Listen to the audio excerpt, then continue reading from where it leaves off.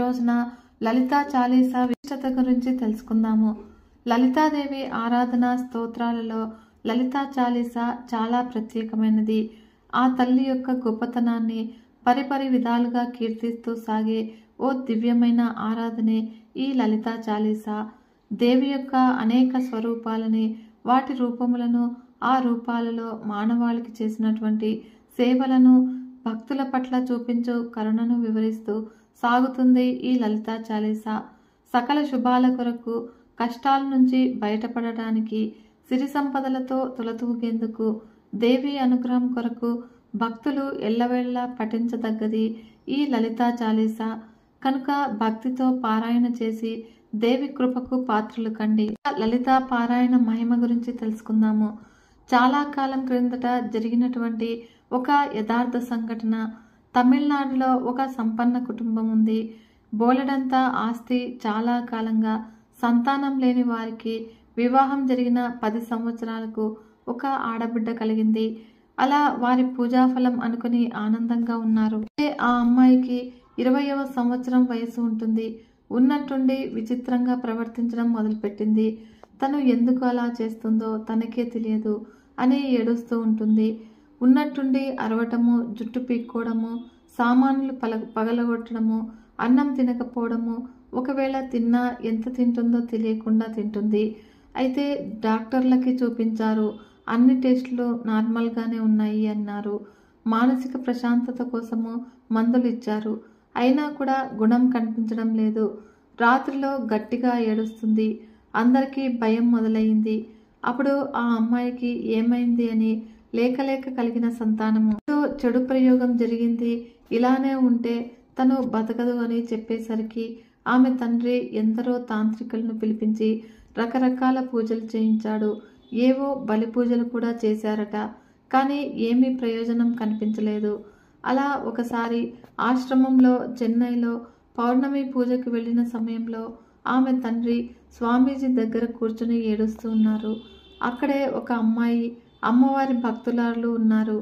ఆమె వారి దగ్గరకు వెళ్ళి, ఇంట్లో ప్రతిరోజు కూడా లలితా సహస్రనామ పారాయణ చేయండి, ఆ తల్లి పాదాలను పట్టుకోండి, మీ బిడ్డను ఆమె తప్పకుండా ఇస్తారు, అమ్మవారు తప్ప ఎవరూ కూడా కాపాడలేరు, కనుక మీ అమ్మాయి చేత కూడా చదివించండి అని ఇంట్లో చేయవలసిన కొన్ని సూచనలు చెప్పి వెళ్ళిపోయింది.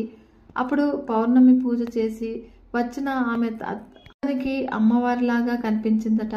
అన్ని ప్రయత్నాలు అయిపోయింది. చివరిగా ఆ పాప చెప్పినట్లుగా ఆ తల్లిని శరణు వేడుకొని స్వామీజీ కూడా చెప్పి పంపేసరికి ఇంటికి వెళ్ళగానే పారాయణ మొదలుపెట్టారు అతను. అలా అతని కూతురు నాన్న గొంతు నొక్కేసినట్లు ఉన్నారు, ఊపిరాడటం లేదు అని ఏడుస్తూ ఉన్న పిల్ల ఆ బాధ తట్టుకోలేక అందరూ చనిపోవాలి అని కూడా అనుకున్నారు. పారాయణ మొదలవ్వగానే 2 రోజులకు ఆ పాప దగ్గరకు వచ్చి కూర్చోవడానికి ఒప్పుకుంది. కొద్దిగా అన్నం తింటుంది, మరియు అరవటం కూడా తగ్గించి నిద్రపోతుంది. అయితే అతనికి ఆశ్చర్యం అనిపించింది. ఇది నిజమేనా లేక మందులు పనిచేస్తున్నాయా అని నమ్మలేకపోయారు. అప్పుడు భార్యాభర్తలు ఇద్దరూ కలిసి రోజుకి 9 సార్లు ఇంట్లో పారాయణ చేయడం మొదలుపెట్టారు. అప్పుడు ఆ అమ్మాయి పరిస్థితి పూర్తిగా మెరుగుపడలేదు. కానీ తను మామూలుగా ఉన్నప్పుడు, నేను పారాయణ చేస్తాను నాన్న, వింటూ ఉంటే నాకు హాయిగా ఉంది అనేసరికి ఆమె తల్లిదండ్రులు చాలా ఏడ్చేశారు. పాపము ఆ పిల్ల రోజు కూడా అమ్మాయి ఎవరో కొడుతున్నారు, చంపేస్తారు అని భయంతో అల్లల్లాడిపోతూ ఉంటే వాళ్ళు ఏడవని రోజంటూ లేదు. తను ప్రయత్నంగా లలితా పారాయణం మొదలుపెట్టింది. కానీ ఒక 10 వాక్యాలు కూడా చదవలేకపోయింది. ఎవరో నొక్కేస్తూ ఉన్నట్లుగా బాధ. ఆమెకు తనలో కాస్త మార్పు వచ్చింది అని ఆశ్రమానికి తెలియజేశారు. తర్వాత ఆ పాప తండ్రి ప్రతిరోజు ఉదయము సూర్యుడు ఎదురుగా నిలబడి లలితా పారాయణం చేయడం మొదలుపెట్టారు. తన కూతురు కష్టం తలుచుకొని నిగ్రహించుకోలేని బాధతో ఏడుస్తూ పారాయణ చేసేవారట. అలా ఆ తల్లి జగన్మాత వారి బాధను చూసి నిలువుగా కరిగిపోయింది అని అనుకుంటూ ఆ అమ్మాయికి మందులు కూడా పనిచేస్తున్నాయి. రాత్రుల్లో అరవటము, ఏడవటము, ఎవరో చంపుతూ ఉన్నారు అని అనడం తగ్గింది. నిదానంగా పారాయణ చేయడం మొదలుపెట్టింది. ఆ అమ్మాయి కూడా ఒకసారి చదవటానికి ఒక రోజంతా కూడా పట్టేది. అలాంటి పిల్ల రోజుకి 9 సార్లు పారాయణ చేయగలిగింది. తన స్నేహితులను గుర్తుపడుతుంది. ఉదయం నుంచి సాయంత్రం వరకు ఎవరో ఒకరు ఆ ఇంట్లో నిత్య పారాయణం చేస్తూ ఉంటారు, లేదా ఆడియో అయినా కూడా పెట్టుకుంటారు. ఇలా 2 నెలలకు ఆ అమ్మాయి పూర్తిగా కోలుకుంటుంది. ప్రేతకలతో నల్లగా మారిపోయిన ఆ పిల్ల ఇదివరకులాగా బంగారు బొమ్మలాగా అయిపోయింది. ఒక్కరోజు కూడా ఆ పాప తండ్రి అమ్మవారి పూజ మానరు. పౌర్ణమి, అష్టమి, నవమి రోజుల్లో విశేషంగా పూజలు, అన్నదానాన్ని చేయిస్తూ ఉంటారు మరియు చండీ యాగం చేస్తారు. ప్రతిరోజు సాయంత్రము 7 గంటలకు ఇంట్లో పనివాళ్లతో సహా అందరూ కూడా లలితా పారాయణ చేసి హారతి అయ్యాక భోజనాలు చేస్తూ ఉంటారు. ఇక పౌర్ణమి వస్తే రోజంతా ఇంట్లో జనంతో పారాయణ చేస్తూ ఉంటారు. ఆ అమ్మాయికి వివాహమైంది. 2 సంతానం కూడా సంతోషంగా ఉంది. ఆ పాప తండ్రి దేవి ఉపాసకులు అయిపోయారు. ఎందరికో లలితా పారాయణ మహిమ చెప్తూ వారందరి దగ్గర చేయిస్తూ ఉన్నారు. ఇంట్లో అమ్మవారి పీఠం పెట్టుకున్నారు. ఆయన వ్యాపారాలు చూసుకుంటూ అమ్మవారి దీక్షలోనే ఉంటారు. ఆ అమ్మాయి కూడా అత్తగారింట్లో ప్రతిరోజు లలితా పారాయణ చేస్తుందిట. ఆ పదాలు పదే పలకడం వల్ల అంత పెద్ద కష్టం నుంచి ఆ కుటుంబం బయటపడింది. ఇది యథార్థంగా జరిగిన సంఘటన. ఏదో ప్రయోగం చేశారు అని పరిహారం చెప్పమని చాలా మంది అడుగుతూ ఉంటారు కదా. ఇలా పారాయణ చేయండి. దుష్ట సంహారం చేయడానికి అన్ని అవతారాలు ఎత్తినటువంటి తల్లి మీ కష్టం తీర్చదా? నమ్ముకుంటే, నమ్మకము ఉంటే ఇంతకన్నా గొప్ప పరిష్కారం లేదు. ఎవరైతే లలితా పారాయణ ప్రతిరోజు కూడా చేస్తారో వారి కష్టం అంటూ కూడా లేకుండా చేస్తుంది అమ్మవారు. అందరూ కూడా ప్రతిరోజు లలితా పారాయణ చేయండి. అమ్మవారి కృపకు పాత్రలు కండి. దేవి భాగవతంలోని కథలను గురించి తెలుసుకుందాము. జగన్మాత మహిషాసురుణ్ణి సంహరించిన తర్వాత వ్యాస మహర్షిని జనమజేయుడు ఇలా అడుగుతూ ఉన్నాడు. వ్యాస మహర్షి, నీ ముఖపద్మం నుంచి జాలువారుతూ ఉన్నటువంటి దేవి మహాత్య అమృతాన్ని ఎంత విన్నా కూడా ఎవరికీ తనివి తీరదు. ఇంకా ఇంకా ఆస్వాదించాలి అనిపిస్తుంది. జగన్మాత అదృశ్యమయ్యాక దేవతలు ఏమి చేశారో తెలుసుకోవాలని ఉంది. సజ్జన సంరక్షణ కోసం కంకణం కట్టుకుని ఉన్న మహాదేవిని అర్చించకపోవడం కన్నా కృతజ్ఞత ఉండదు. కనుక ఈ జన్మలో రాజ్యాలు ఏలుతూ ఉన్నటువంటి మహారాజులంతా కూడా జన్మలో జగన్మాతను అర్చించిన వారే అయ్యుంటారు. లేకపోతే వారికి ఈ భోగాలు దక్కవు. మానుష జన్మ ఎత్తి అమ్మవారిని అర్చించకపోతే రోగాలు, రొష్టులతో ఈ లోకంలో నరకయాతనలు అనుభవిస్తారు. అందుచేత ఓ సత్యవతేయ, అంబికా చరిత్రను నాకు ఇంకా తెలియజేయి. మహిషాసురుణ్ణి సంహరించి దేవతల స్థుతులను అందుకున్నాక మహాదేవి ఎక్కడికి వెళ్ళింది? అంతర్ధానం చెందింది అన్నావు. అంటే స్వర్గలోకానికి వెళ్ళిందా? మృత్యులోకానికి వెళ్ళిందా? వైకుంఠానికి వెళ్ళిందా? హిమాలయాలకు వెళ్ళిందా? ఏమయ్యింది? దేవతలు అటుపైని ఏమి చేశారు? ఈ విశేషాలన్నీ దయచేసి తెలియజేయండి అని అడిగాడు జనమజేయుడు. వ్యాస మహర్షి జనమజేయుడి సందేహాలు సమంజసమైనవే అని అనిపించి వ్యాసుడు సమాధానాలు ఇలా చెప్పాడు. జనమజయ్య, ఆరంభంలోనే నీకు చెప్పాను. మణిద్వీపం అని ఒక మనోహర స్థావరం ఉంది. మహాదేవికి ప్రియమైన క్రీడా స్థానము. ఎప్పుడూ కూడా అక్కడే విహరిస్తూ ఉంటుంది. బ్రహ్మరుద్ర మహావిష్ణువులు అక్కడికి వెళ్ళి స్త్రీ రూపాలు పొందిన కథ చెప్పాను కదా. పురుష రూపాలను పొంది తమ తమ నిలవలకు వచ్చి తమకు ఇచ్చినటువంటి పనులను నిర్వర్తిస్తూ ఉన్నారని కూడా చెప్పాను. అదిగో ఆ సముద్రం మధ్యంలో ఉన్న మణిద్వీపంలో వివిధ రూపాల్లో జగదంబిక విహరిస్తూ ఉంటుంది. అక్కడే తిరిగి వెళ్ళిపోతుంది. దేవతలు సూర్యవంశోద్భవుడైనటువంటి శత్రుఘ్నుణ్ణి భూగోళానికి అధిపతిని చేశారు. అతడు సర్వలక్షణ సంపన్నుడు. అతనిని మహిషుడి సింహాసనం మీద కూర్చోబెట్టి భూగోళాన్ని పరిపాలించే బాధ్యతలు అప్పగించి దేవతలందరూ కూడా తమ తమ వాహనాలు అధిరోహించి తమ తమ లోకాలకు వెళ్ళిపోయారు. శత్రుఘ్నుడు ధర్మబద్ధంగా పరిపాలన సాగించాడు.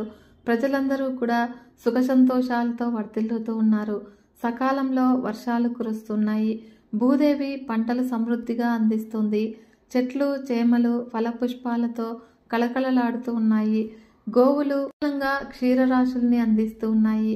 నదులు వరదలతో దారి తప్పి గ్రామాలను ముచ్చివేయకుండా స్వచ్ఛ శీతోదకాలతో జలవిహంగాల కలకలరావాలతో ప్రకాశంగా ప్రవహిస్తూ ఉన్నాయి. బ్రాహ్మణులు వేదతత్వజ్ఞులై లోక కళ్యాణం కోసము యజ్ఞ యాగాదులు కూడా నిర్విఘ్నంగా నిర్వహిస్తూ ఉన్నారు.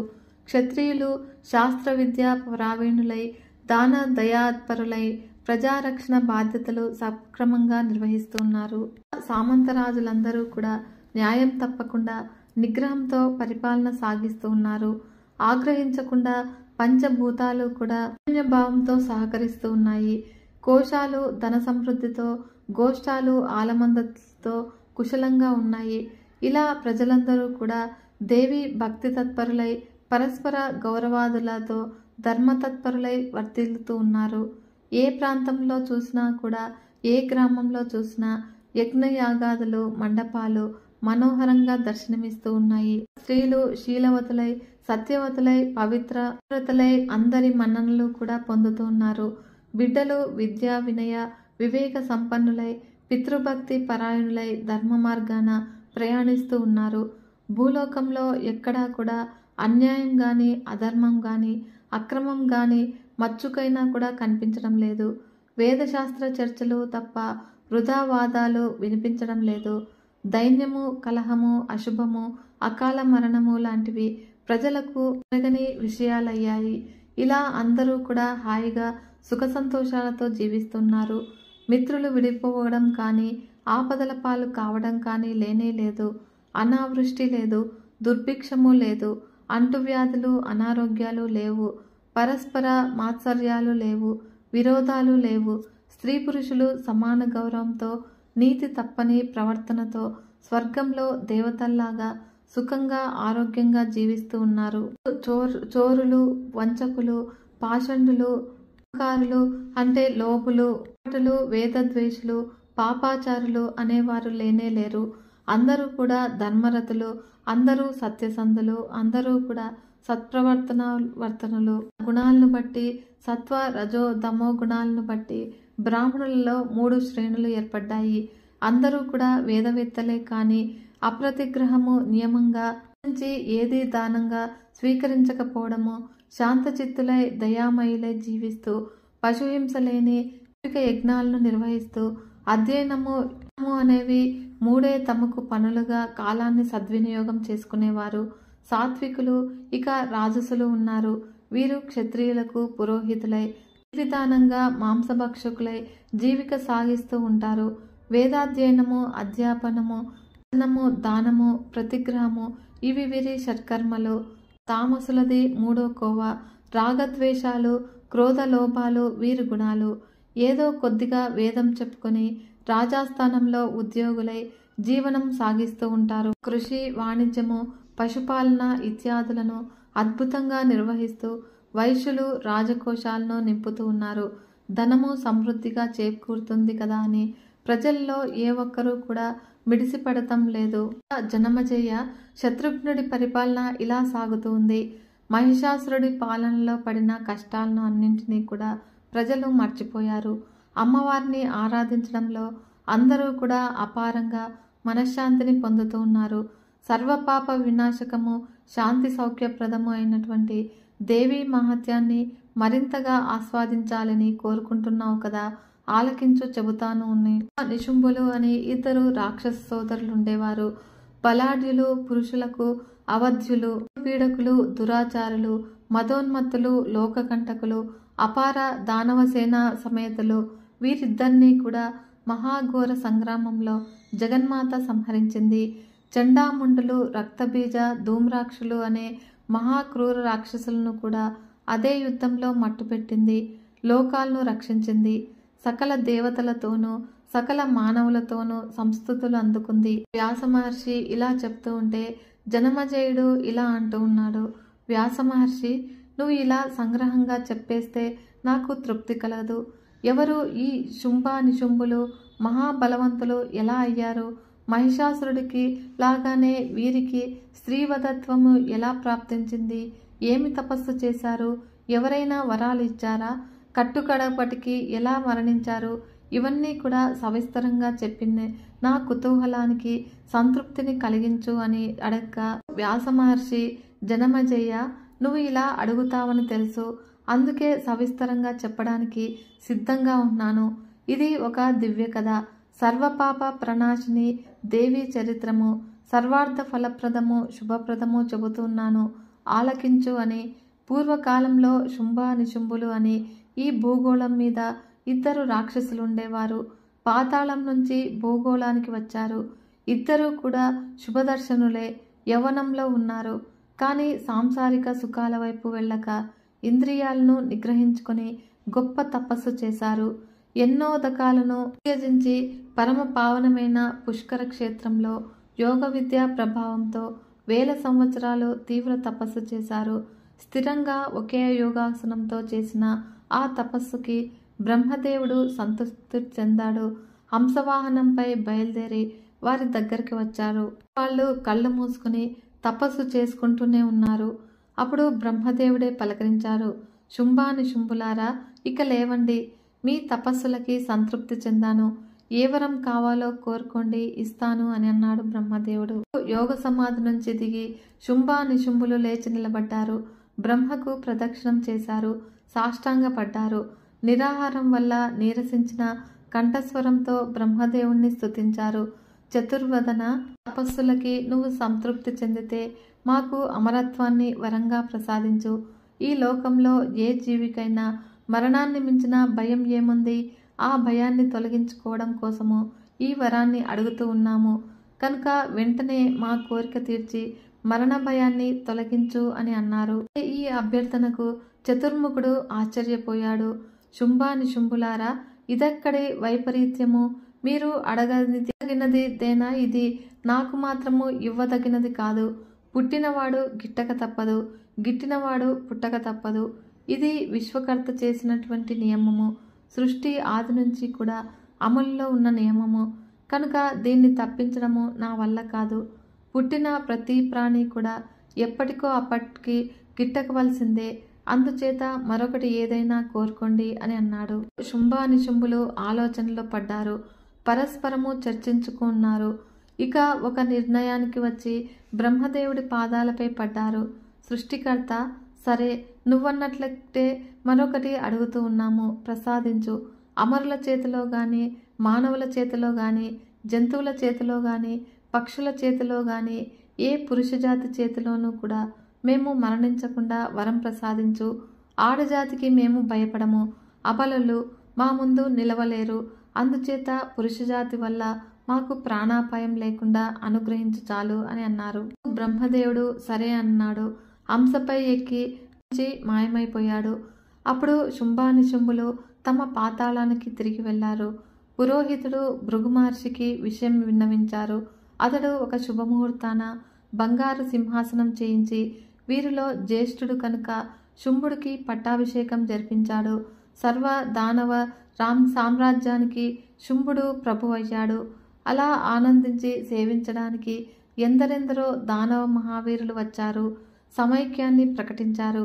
వీరాది వీరులు, అపూర్వ సహోదరులు అయిన చండాముండులు, ధూమ్రలోచనుడు, రక్తబీజుడు మహాసైన్య సమేతులై తరలివచ్చి దానవ చక్రవర్తి శుంభుడికి తమ మద్దతును ప్రకటించారు. అతడి పక్షాన నిలబడి శత్రువులతో యుద్ధాలు చేయడానికి ప్రతిజ్ఞలు వహించారు. జనమేజయ, వీరిలో రక్తబీజుడిది ఒక విచిత్రమైన జన్మ. రణరంగంలో ఆయుధం తగిలి అతడి శరీరం నుంచి నేలకు రాలిపడిన ప్రతి నెత్తుటి బొట్టు నుంచి వందలు వేలుగా రక్తబీజులు ఆవిర్భవిస్తారు. అదే రూపము, అదే బలము, అదే ఆయుధంతో ఆవిర్భవిస్తారు. అదే పరాక్రమంతో అంతమంది కూడా శత్రువులతో యుద్ధం చేస్తారు. అందుచేత సంగ్రామంలో ఈ రక్తబీజుడు అత్యంత దుర్జయుడు. ఇలాంటి దానవ వీరులు కోటాను కోట్లుగా వచ్చి శుంభుడికి సేవకులయ్యారు. శుంభా నిశుంభులకు భూగోళమంతా కూడా స్వాధీనమైంది. ఇక స్వర్గమే స్వాధీనం కావాలి. ఇలా శుంభుడు సేనా సమేతుడై వెళ్ళి ఇంద్రుడి మీద యుద్ధాన్ని ప్రకటించారు. అప్పుడు దిక్పాలకులను వెంట నడుచుకుంటూ వజ్రపాణి ధీటుగా ఎదిరించి నిలబడ్డాడు. ఇలా ఘోర సంగ్రామం జరిగింది. అప్పుడు ఇంద్రుడు తన శతకోటిని అంటే వజ్రాయుధం గురి చూసి విసిరాడు. అది సరాసరి వెళ్ళి శుంభుడి గుండెలకు బలంగా తగిలింది.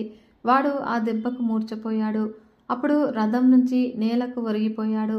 రాక్షస సైన్యం అంతా కూడా కకావికలమయ్యింది. ఈ దుర్వార్త తెలియగానే అతి క్రుద్ధుడై శంభుడు స్వయంగా రణరంగానికి పరుగు పరుగున వచ్చాడు. వస్తూనే చండ ప్రచండంగా శరవర్షాన్ని కురిపించాడు. అమర సైనికులు దూది పింజల్లాగా అందరూ కూడా ఎగిరిపోయారు. ఇంద్రుడితో సహా దిక్పాలకులంతా కూడా ఓడిపోయారు. అప్పుడు శుంభుడు విజయ గర్వంతో వికటాట్టహాసం చేస్తూ వెళ్ళి ఇంద్రసింహాసనాన్ని అధిష్ఠించాడు. కల్పవృక్షాలు, నందనవనము, కామధేనుతో సహా సమస్త దేవలోకాన్ని కూడా స్వాధీనం చేసుకున్నాడు. మహర్షులు చేసే యజ్ఞాలలో ఆవిర్భావాలను కైవసం చేసుకున్నాడు. సుధాపానం చేసి సుఖపారవశంలో మునిగి తేలాడు. దిక్పాలకులనందరినీ కూడా పారద్రోలాడు. హతశేషులై మిగిలిన దేవతలు అడవులకు పారిపోయి తలదాచుకున్నారు. నిరాధారులుగా, నిరాయుధులుగా, తేజస్కులుగా అయిపోయారు. కొండ గుహలలో బిక్కు బిక్కుమంటూ కూడా కాలాన్ని గడుపుతూ ఉన్నారు. అయితే ఒకప్పుడు మహాభోగాలు అనుభవించి ఇప్పుడు ఇలా చీకులయ్యారు. లోకపాలకులని ఖ్యాతి గడించి అమర సుఖాలను అనుభవించిన వారు ఇప్పుడు కొండల్లో, కోనల్లో, నదీ తీరాల్లో కష్టాలు చవిచూస్తూ ఉన్నారు.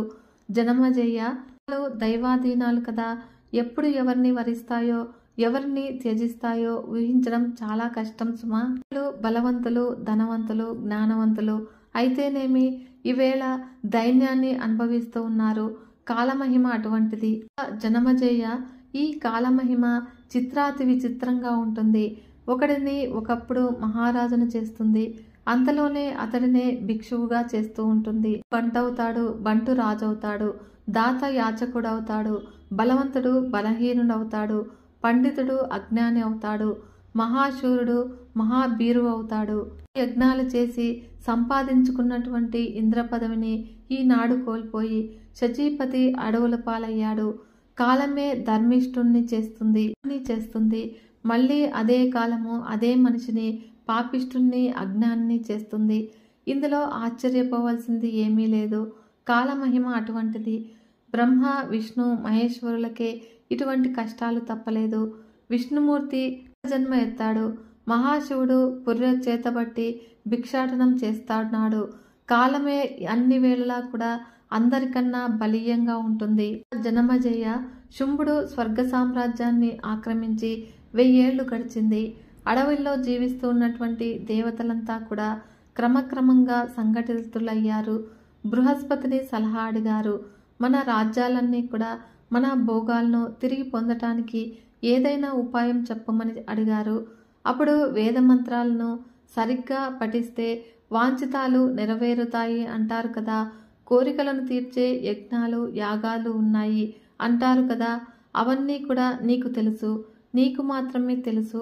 కనుక గురుత్తమ, మా కోసము అవన్నీ జపించు. శత్రు వినాశనానికి ఏమేమి చేయబడ్డాయో అవన్నీ కూడా చెయ్యి. విధి విధానంగా చెయ్యి. వినాశనానికి అవసరమైనటువంటి అభిచారాలు అన్నీ కూడా నిర్వర్తించు. ఇంద్రాదుల నోటి నుంచి ఇటువంటి మాటలు వింటూ ఉంటే బృహస్పతికి నవ్వు వచ్చింది. జాలి వేసింది. మృదువుగా ఇలా పలికాడు. దేవతలారా, వేదమంత్రాలు స్వతంత్రాలు కావు. తాము ఫలాలను ఇవ్వవు. ఫలాలు ఎప్పుడూ కూడా దైవాధీనాలే. మంత్రాలకు అధిదేవతలు మీరు. మీరే కష్టాల పాలయ్యారు. ఇది కాలమహిమ. దీనికి విరుగుడు నేనేమి చేయగలను? ముఖ్యులైన ఇంద్రాగ్ని వరుణులే కడగండ్ల పాలైతే ఇక మీరు ఏ యజ్ఞాలు చేస్తారు? నేనేమి చేయిస్తాను? ప్రతిక్రియ ఏదీ కూడా నాకు తోచడం లేదు. జరగవలసింది జరగడమే, మనం అనుభవించడమే. ప్రతి కష్టానికి ఏదో ఒక తరుణోపాయం ఉంటుంది అని శిష్టులు చెబుతూ ఉన్నారు. దైవమే బలీయమని మరికొందరు అంటూ ఉన్నారు. కనుక ఈ ఉపాయవాదులు దైవాన్ని నిరర్థకమని నిరసిస్తారు. ఇవి రెండూ కూడా కలిసినప్పుడే కార్యసిద్ధి కలుగుతుంది అని నా అభిప్రాయము. కేవలము దైవాన్ని నమ్మి ఊరుకోకూడదు. స్వబుద్ధితో ఉపాయము కూడా ఆలోచించాలి. బాగా ఆలోచించి ఒక మాట చెబుతూ ఉన్నాను. శ్రద్ధగా ఆలకించండి. మీకు తెలిసిందే కానీ ఇంతకాలము భోగాలలో మునిగి తేలుతూ మర్చిపోయినట్టు ఉన్నారు. పూర్వకాలంలో ఒకప్పుడు ఆదిపరాశక్తి మహిషాసురుని సంహరించింది గుర్తుందా? అప్పుడు మీరంతా కూడా ఆ మహాలక్ష్మిని బహువిధాలుగా స్తుతించారు. అప్పుడు ఆవిడ సంతోషించి మీకు ఒక వరాన్ని ఇచ్చింది. మీరు చుట్టుకోలేని మహాపదలు మిమ్మల్ని చుట్టుముట్టినప్పుడు నన్ను ఒక్కసారి స్మరించండి, నేను వచ్చి మీ కష్టాలు తీరుస్తాను అని అభయం ఇచ్చింది. గుర్తుకు వచ్చిందా? అందుచేత మీరంతా కూడా వెంటనే బయలుదేరి హిమాలయ శిఖరానికి వెళ్ళండి. ప్రశాంత సుందర ప్రదేశంలో ప్రేమపూర్వకంగా భక్తిమహితంగా చండికను ఆరాధించండి. మీలో మాయాబీజ మంత్రజ్ఞులు ఉన్నారు. ఆ మంత్రాలను పునశ్చరణ చెయ్యండి. యోగశాస్త్రము తెలిసిన వారు కూడా ఉన్నారు కనుక యోగ బలంతో ఉపాసించండి. పరాశక్తి ప్రసన్నురాలవుతుంది. మీ దుఃఖాలు తొలగిపోతాయి, సందేహమే లేదు. కనుక ఆ జగన్మాత హిమశైల శిఖరం మీదనే ఉంటుంది అని విన్నాను. స్తుతించినా పూజించినా కూడా సద్యఫలంగా వాంఛితాలను నెరవేరుస్తుంది ఆ అమ్మవారు. కరుణా స్వరూపిణి. దృఢంగా సంకల్పించుకొని హిమాలయాలకు వెళ్ళండి. కనుక దేవతలారా వెంటనే బయలుదేరండి. మనోవాంఛ ఫలసిద్ధిరస్తు. ఈ విధంగా బృహస్పతి దేవగురువు ఆశీర్వదించి పంపించాడు. అప్పుడు దేవతలందరూ కూడా హిమశిఖరాన్ని చేరుకున్నాడు. దేవీ ధ్యాన పరాయణులయ్యారు. మాయా బీజాక్షర మంత్రాన్ని హృదయంలో జపిస్తూ జగన్మాతకు నమస్కరిస్తూ ఉన్నాడు. స్తోత్రాలు కూడా పఠిస్తూ ఉన్నారు. విశ్వేశ్వరి, మహాదేవి, ఆనందరూపిణి, జన సుఖంకరి, దానవకరి, క్షేమంకరి రూపం ఇది అని నిశ్చయించలేము. నీ నామధేయాల ఇంత అని నిర్ణయించలేము. వేదాలకు కూడా అంతని ఆది రూపానివి నువ్వు. సర్వశాస్త్ర స్వరూపవు, సర్వాస్త్ర స్వరూపవు, స్థితి లయకారినివి. స్మృతి, ధృతి, బుద్ధి, జర, పుష్టి, తుష్టి, కాంతి, శాంతి, విద్య, లక్ష్మి, గతి, కీర్తి, మేధ స్వరూపాలు అన్నీ కూడా నువ్వే. ఈ విశ్వానికి పురాణ బీజానివి. దేవతలకు మేలు చేయడానికి నువ్వు ఎప్పుడూ కూడా ఏ రూపంలో అవతరిస్తావో, ఏ పనిని ఎలా నెరవేరుస్తావో ఎవ్వరికీ కూడా తెలియదు. క్షమ, యోగనిద్ర, దయ, వివక్ష అన్నీ కూడా నువ్వే. అలనాడు మహిషాసురుణ్ణి సంహరించి దేవతలందరినీ కూడా రక్షించావు తల్లి. ఇప్పుడు మళ్ళీ అవసరం వచ్చింది. దేవతల పట్ల నీకున్న ప్రేమ అపారమని వేద పురాణ శాస్త్రాలు పదే పదే కీర్తిస్తూ ఉన్నాయి. ఇందులో ఆశ్చర్యం ఏముంది తల్లి? నువ్వు మా జనయిత్రివి కనుక మా పాలన నీ బాధ్యతలు తల్లి. నువ్వు కాదంటే మేము తల్లి లేని బిడ్డలమై తల్లడిల్లిపోతాము. కనుక నీ గుణాలకు, నీ రూపాలకు, నీ నామాలకు అవధులే లేవు. అలాగే సాధు సజ్జనుల పట్ల నీ ప్రేమకు అవధులు లేవు, పరిమితి లేదు. అందుకే రక్షించమని అభ్యర్థిస్తున్నాము తల్లి. భక్తి ప్రపత్తులతో ప్రార్థిస్తూ ఉన్నాము. పాతం లేకుండా, ముష్టిఘాతం లేకుండా, శూల ఖడ్గ శక్తి దండాయుధాలు ఏమీ లేకుండా నువ్వు శత్రువులను చిటికలో సంహరించగలవు. అయినా కూడా లోకోపకారం కోసము ఒక లీలా విలాసంగా రూపాన్ని ధరిస్తావు, ఆయుధాలు ప్రయోగిస్తావు.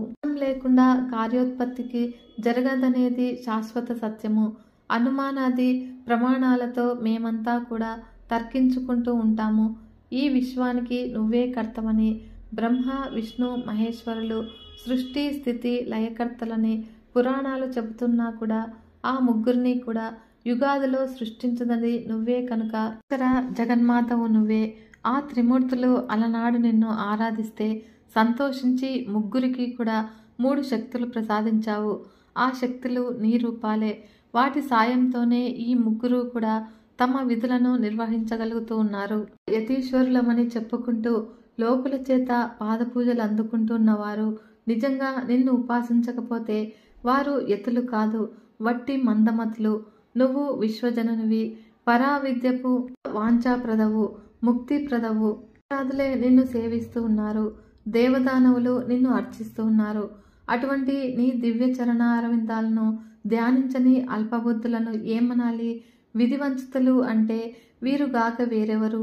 నీ అంశావతారమైనటువంటి లక్ష్మీదేవి పాద పంకజాలకు శ్రీ మహావిష్ణువు స్వయంగా పారాణిదిద్దుతూ ఉంటాడు. త్రినేత్రుడైన శంకరుడు పార్వతి పాదాంబుజ రేణువులను శిరసా వహిస్తూ ఉంటాడు. అటువంటిది నీ పాదాలను భజించని మానవ మాత్రుడి గురించి ఏమి చెప్పమంటావు? విరాగులై సంసారాలను విడిచిపెట్టి తపస్సులు చేపట్టిన మునీశ్వరులు సైతము నీ పాదపద్మాలను ఆరాధిస్తూ ఉన్నారు. జగన్మాత ఒకటి మాత్రం ఖాయము, సంసార కూపపతులైనటువంటి నిన్ను అర్చించని వారు నిజంగా వారికి రోగాలు రొష్టులు తప్ప సుఖాలు ఉండవు. ఈ జన్మలో కట్టెలు అమ్ముకుంటూనో గాదము అమ్ముకుంటూనో మహాదరిద్రము అనుభవిస్తూ ఉన్న వారంతా కూడా క్రిందటి జన్మలో జగన్మాతను అర్చించని వారిని నిర్ధారణగా చెప్పవచ్చును. జనమజేయ సకల దేవతలు కూడా సామూహిక దీక్షగా ఇలా స్తుతిస్తూ ఉంటే కరుణామయి హృదయము కరగకుండా ఉంటుందా? రూపయవన సంపన్నంగా ప్రత్యక్షమైంది. దివ్య సుందర వస్త్రాలు ధరించి దివ్య సుందర భూషణాలు అలంకరించుకుంది. దివ్య సుందర మాలికలు ముడుచుకుంది. దివ్య చందన చర్చ ఉంది. జగన్మోహన లావణ్యంతో సర్వలక్షణ లక్షిత రూపవైభవంతో ఆ అద్వితీయ స్వరూపిణి దేవతలకు దర్శనం అనుగ్రహించింది. గంగా నదిలో స్నానానికలు హిమగిరి పై నుంచి వెలువడి వచ్చింది. వచ్చి ఆ విశ్వమోహన మోహిని తన మేఘ గంభీరం కంఠధ్వనితో కోకిలలాగా దేవతలను ఇలా పలకరించింది. దేవతలారా, ఏమిటి ఇంతగా స్తుతిస్తూ ఉన్నారు? మళ్ళీ ఏమి ప్రమాదం వచ్చింది? అందరూ చింతావిష్టులై కనబడుతూ ఉన్నారు. కారణం ఏమిటి? నేనేమి చెయ్యాలి చెప్పండి అని ఆ దివ్య రూప సౌందర్యానికి సమ్మోహితులై దేవతలు ఈ పలకరింపుతోనే తేరుకున్నారు. ఓ విశ్వేశి, కరుణారాశి, కాపాడు తల్లి, కాపాడు. రాక్షసులు పెట్టే బాధలు పడలేకపోతూ ఉన్నాము. నిన్ను శరణు వేడుతూ ఉన్నాము. పూర్వము ఒకప్పుడు నువ్వు మహిషాసురుణ్ణి సంహరించి మాకు ఒక వరాన్ని ఇచ్చావు. మహా ఆపదలు చుట్టుముట్టినప్పుడు నన్ను స్మరించండి, వెంటనే వచ్చి తీరుస్తాను, రక్షిస్తాను అన్నావు. ఆ ధైర్యంతో నిన్ను ఇప్పుడు స్మరించాము. ఎందుకంటే మునిపటి కన్నా కూడా పెద్ద ఆపద వచ్చి పడింది తల్లి మాకు. శుంభ నిశుంభులు అని ఇద్దరు మహారాక్షసులు తయారయ్యారు. ఘోరాతి ఘోరులు, యజ్ఞ విఘ్నకారులు మమ్మల్ని తరిమివేసి స్వర్గాన్ని ఆక్రమించుకున్నారు. వీరు కూడా పురుషులకు అవధ్యులుగా వరం పొందిన వారే. అలా వరం ఇచ్చినది మళ్ళీ బ్రహ్మదేవుడే. వీళ్ళకి సైదోడులు, రక్తబీజ, ముండాది మహావీరులు ఇంకా చాలామంది ఉన్నారు. అందరూ కలిసి మమ్మల్ని ఏడిపించుకు తింటూ ఉన్నారు. కనుక వీళ్ళ దాటి తట్టుకోలేక మేమంతా కూడా చెట్టుకొకరము పుట్టకొకరుగా పారిపోయాము. ఆకులు అలములు తింటూ కాలాన్ని గడుపుతూ ఉన్నాము. కంటి నిండా నిద్రపోయి ఎంత కాలమైందో. నందనవనంలో కల్పవృక్ష ఛాయలలో క్రీడించే మేము ఘోరారణ్యాల్లో తలదాచుకోవలసి వచ్చింది తల్లి. రత్నఖచిత సువర్ణ దివ్య పూర్ణాలతో నివసించిన మేము చీకటి గుహలలో, కొండ గుహలలో బిక్కుబిక్కుమంటూ కాలాన్ని వెళ్ళబుచ్చుతూ ఉన్నాము. కనుక అమ్మ, మా బాధలు చెప్పుకోము, ఎంతని చెప్పుకోము. అన్నీ ఎరిగిన దానవు. మాకు నువ్వు తప్ప మరొక దిక్కు లేదు. కాస్తంత ఉపకారం చేసి పెట్టు తల్లి. మేమింతా కూడా నీ పాదదాసులము, సేవకులము. మాకే కాదు, ఈ జగత్తులో దుఃఖార్తులకు అందరికీ కూడా నువ్వే కదా శరణ్యము. మరోసారి ముల్లోకాలను కూడా రక్షించవలసిన అవసరం ఏర్పడింది. ఇది నీ సృష్టి, ఇది నీ బిడ్డలము. వలసిన అవసరము తల్లిగా నీకు ఉంది కదా తల్లి. పీడకులు, లోకకంటకులు అయిన ఆ దానవులను సంహరించి మా ప్రాణాలు నిలబెట్టు తల్లి. దేవతల దీనాలాపనలు, అభ్యర్థనలను ఆలకించినటువంటి జగదంబిక అభయమిచ్చింది. దానవ సంహారం చేస్తాను, మిమ్మల్ని రక్షిస్తాను అంది. అప్పుడు అంటూనే ఆ హిమగిరి తనయ తన శరీరం నుంచి మరొక స్త్రీమూర్తిని ఆవిర్భవింపచేసింది. ఆ జగదంబికను కౌశికి అని ముల్లోకాలు కూడా కీర్తించాయి. కౌశికి ఆవిర్భావం అయ్యాక పార్వతీదేవి తన శరీరం రంగును మార్చింది. నల్లని కాటుక రంగులోనికి మారిపోయింది. కాళిక అని సకల దేవతలు కూడా స్తుతించారు. కదిలితే కాలుతుందన్నంత మహాఘోర రూపంలో ఉంది ఆ తల్లి. రాక్షసులను కూడా హడలెత్తించే కారు నలుపు, కాళరాత్రి లాంటి రూపము. కౌశికి రూపములో అంబిక మాత్రము సౌందర్య పరాసీమగానే ఉంది. సర్వభూషణ సంయుక్త లావణ్య రాశి అంబికాదేవి చిరునవ్వులు చిందిస్తూ నిలబడి ఉంది. అప్పుడు నివ్వెరపోయి చూస్తూ ఉన్నటువంటి దేవతలను మరోసారి పలకరించింది.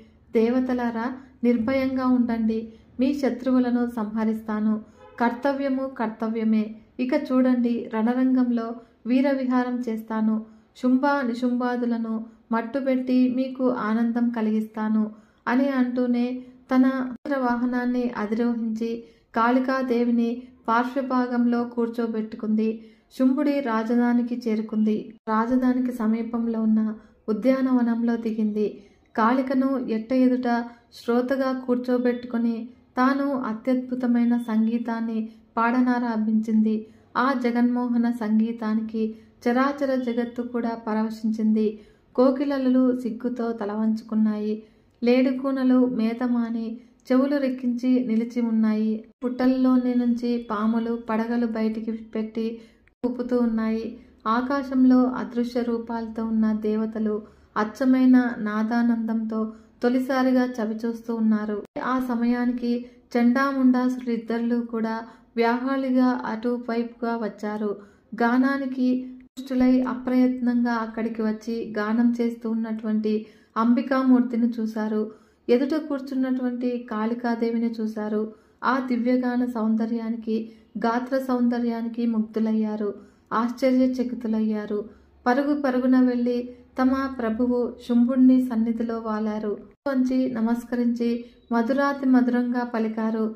దానవరాజా, దివ్య తేజ, హిమాలయాల నుంచి ఒక సుందరాంగి వచ్చింది.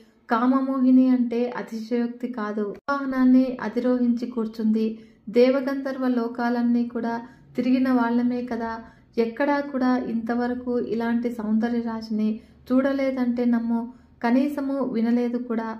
అందానికి తగ్గినట్లే జగన్మోహనంగా సంగీతం పాడుతోంది. లేడికొనలు ఆ మధుర స్వరానికి సమ్మోహితాలై ఆమె చుట్టూ కూడా చేరి నిశ్చేష్టంగా నిలబడి వింటూ ఉన్నాయి. ఈవిడ ఎవరో, ఎవరియో, ఎందుకోసమో ఇక్కడికి వచ్చిందో ఏమిటో తెలుసుకో.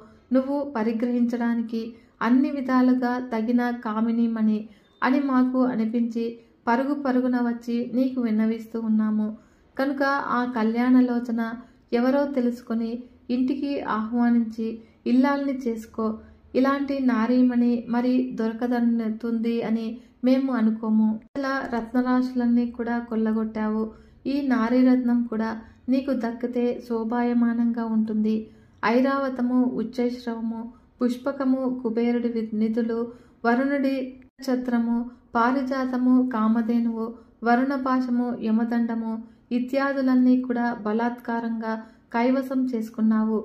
నీకు హడలిపోయి సముద్రుడు రత్నరాశులను బహూకరించాడు. వాడిపోని పుష్పమాలికను కానుక పెట్టాడు. సరే, మేనకాది అప్సరసలు నీకు పరిచారికలై ఊడిగమే చేస్తున్నారు.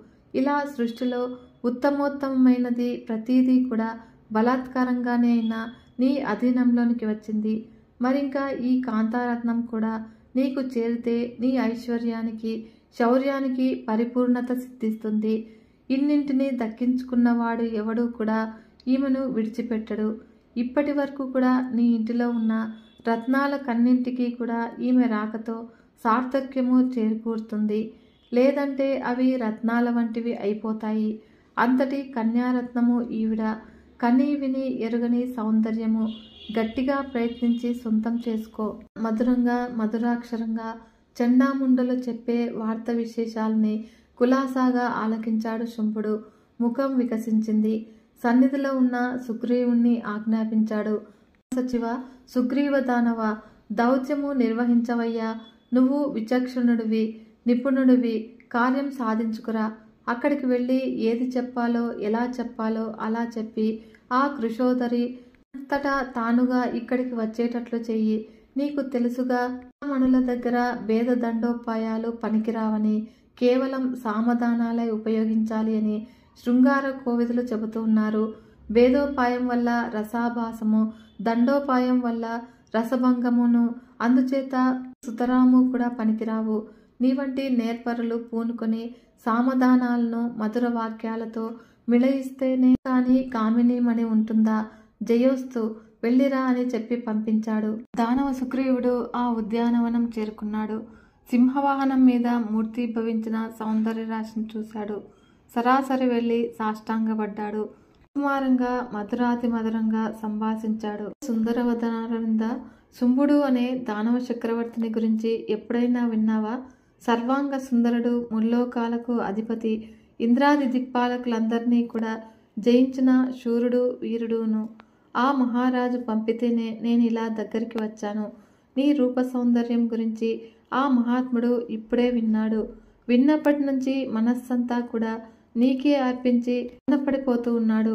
ప్రేమపూర్వకంగా మా దానవ చక్రవర్తి చెప్పమన్న ఒకే ఒక్క మాట చెబుతూ ఉన్నాను, ఆలకించు. నీకు సాష్టాంగపడి మరీ చెబుతున్నాడు సుమా, గ్రహించుకో. నేను త్రిలోకాధిపతిని. యజ్ఞ భాగాలను నేనే స్వీకరిస్తూ ఉన్నాను. స్వర్గలోక సారాన్నంతటినీ కూడా ఇక్కడ ఈ పాతాళంలో కూర్చునే హరించాను. రత్నవిహీనను చేశాను. దేవతల దగ్గరున్నటువంటి విలువైన వస్తువులనన్నింటినీ కూడా బలాత్కారంగా అపహరించి తెచ్చాను. ముల్లోకాల్లోనూ సర్వరత్నాలకు నేనే అధిపతిని. దేవదానవ మానవ జాతులన్నీ కూడా నా చెప్పు చేతుల్లోనే ఉన్నాయి. ఇంతటి మహావీరుణ్ణి అయినా నీ సౌందర్యాది గుణాలను విని ఆకర్షితుడనై నీకు దాసుణ్ణి అయ్యాను. ఏమి చేయమంటావు చెప్పు. నా మనస్సు నీ అధీనమైపోయింది. బహురు ఆజ్ఞాపించు. నీ సేవకుణ్ణి నేను. నువ్వు ఏది చేయమంటే అది చేస్తాను. అందాల రాసి మన్మధుని బాణాల నుంచి నన్ను కాపాడు. చూపుల చిన్నదాన, ఈ మన్మదార్థుడిని మీద కాసింత దయ చూపించు. నన్ను వరించు. నీ ఇచ్చినట్లు క్రీడించు. సదా సౌభాగ్యవతివై వర్ధిల్లు. మా ప్రభువు సందేశము విన్నావుగా. జాగ్రత్తగా ఆలోచించి ప్రేమగా మధురంగా ఏమి చెబుతావో చెప్పు. అది యథాతథంగా తీసుకువెళ్ళి విన్నవిస్తాను అని ప్రసంగం ముగించాడు సుగ్రీవుడు. అంబిక ముఖం మీద ఒక లేత చిరునవ్వు విరిసిరింది. సౌమ్యంగా బదులు పలికింది. దానవదూత, శంభుడనే కాదు నిశుంభుడిని కూడా నేను ఎదురుగుదును. ఆ బలశాలులు కదా. నీ ప్రభువు సకల దేవతలను కూడా జయించాడు. సకల శత్రువులను హరించాడు. సర్వ సద్గుణాలకు రాశి, సర్వ సంపదలకు భోక్త, మహాదాత, శూరాధినేత. ఇక రూపంలో అచ్చం మన్మధుడేనట. 23 లక్షణాలు ఉన్నాయట. పైగా దేవమానవ పురుష జాతులకు అవధ్యుడు కౌడానట. అవునా? ఇవన్నీ తెలిసే అంతటి మహావీరుణ్ణి ఒక్కసారి కళ్ళారా చూద్దామనిపించి ఇలా వచ్చాను. నా అంతటా నేనై వచ్చాను. రావద్దు. రత్నం తన శోభను పెంచుకోవడానికి బంగారాన్ని వెతుక్కుంటూ వస్తుంది కదా. సుగ్రీవ, నేను వరాన్వేషణలో బయలుదేరాను. చాలా దూరం నుంచి వచ్చాను. స్వర్గంలో దేవతలందరినీ చూశాను. భూలోకంలో మానవ మహావీరులను చూశాను. గంధర్వ, యక్ష, రాక్షస జాతులనందరినీ కూడా అవలోకించాను. అందగాళ్ళు చాలామంది కనిపించారు. కానీ అదేమిటో అందరూ కూడా భయపడిపోతూ ఉన్నారు. గజగజ వణికిపోతూ ఉన్నారు. ఏమిటా అని ఆరా తీస్తే మీ ప్రభువు శంభుడికి భయపడుతూ ఉన్నారని తెలిసింది. అదిగో అక్కడ మొదటిసారిగా శంభుడి గుణగణాలను గురించి విన్నాను. దర్శించాలి అని అనిపించింది. అందుకు హుటాహుటిన వచ్చాను. దూత, మహానుభావ, వెళ్ళు. మీ ప్రభువుకు చెప్పు. ఎవరూ లేనప్పుడు ఏకాంతంగా మృదుమధురంగా నా సందేశం వినిపించు. ఇదిగో జాగ్రత్తగా విను. యథాతథంగా చెప్పాలి సుమా. గుణ సమారంభ శుంభ, బలవంతుల్లోకెల్లా బలవంతుడవని, సుందరుల్లోకెల్లా సుందరుడవని విన్నాను. దాతవని, సకల దేవత విజేతవని తెలుసుకున్నాను. సర్వ విద్య పారంగతుడవని, సకల సద్గుణ విశారదుడవని గ్రహించాను. ఉన్నత వంశంలో జన్మించావని, దక్షతతో రాజ్యం నిర్మించావని ఆలకించాను. రత్నరాశులను స్వాధీనపరుచుకొని భోగభాగ్యాలను అపారంగా అనుభవిస్తూ ఉన్నావని పరికించాను. అందుకే కోరి కోరి నీ నగరానికి వచ్చాను. నేను వరుణ్ణి వెతుక్కుంటూ ఉన్నాను. ఇంతకాలానికి యోగ్యుడవు దొరికావు. నేనే నీకు తగిన దానను. ఇది నిజము. కాకపోతే నాకు చిన్న నియమం ఉంది. ఇక్కడి దాకా వచ్చి చెప్పకపోవడమేమి, చెప్పేస్తూ ఉన్నాను. అప్పుడు బాల్య చాపల్యం కొద్దీ నేను ఒక ప్రతిజ్ఞ చేశాను. చెలికత్తలందరూ కూడా నన్ను, నా బలాన్ని ప్రశంసిస్తూ ఉంటే ఉబలాటంగా ఉండబట్టలేక రహస్యంగా ప్రతిజ్ఞ చేశాను. అదేమిటి అంటే, అది నాతో బలాక్రమాలతో వచ్చేవాడై రణరంగంలో నన్ను జయించిన వాడినే నేను పెళ్లాడుతాను అని. ఆడపిల్లను కదా, అదొక చాపల్యము. ఈ ప్రతిజ్ఞకు నా చెలికత్తెలంతా కూడా పరిహసించారు, ఆట పట్టించారు. దానితో నాకు పట్టుదల పెరిగి ప్రతిజ్ఞకు మరింతగా కట్టుబడిపోయాను. వరాన్వేషణలో ఆ దేశము ఈ దేశము తిరుగుతూ ఇక్కడికి వచ్చాను. నువ్వు మహావీరుడవి, మహాశూరుడవి, మహాబలశాలివి. నా బలమంటావా? ఇదిగో ఈ పాటిది. తెలుసుకునే ఉంటావు. అందుచేత ఇలా వచ్చి స్వబలంతో నన్ను జయించి నా కోరిక తీర్చు. నువ్వు ఒక్కడివే వచ్చినా సరే, తమ్ముడు నిశుంభుడితో కలిసి వచ్చినా సరే, సమరంలో జయించి సుందర నన్ను వివాహం చేసుకో. ఈ విధంగా అంబిక సందేశాన్ని ఆలకించిన సుగ్రీవుడు ఆశ్చర్యపోయాడు. ఎంత తెలివి తక్కువ దానివే అన్నట్టు ఒక నవ్వు నవ్వాడు. అమ్మాయి, ఏమిటి మాట్లాడుతున్నావో తెలిసి మాట్లాడుతున్నావా?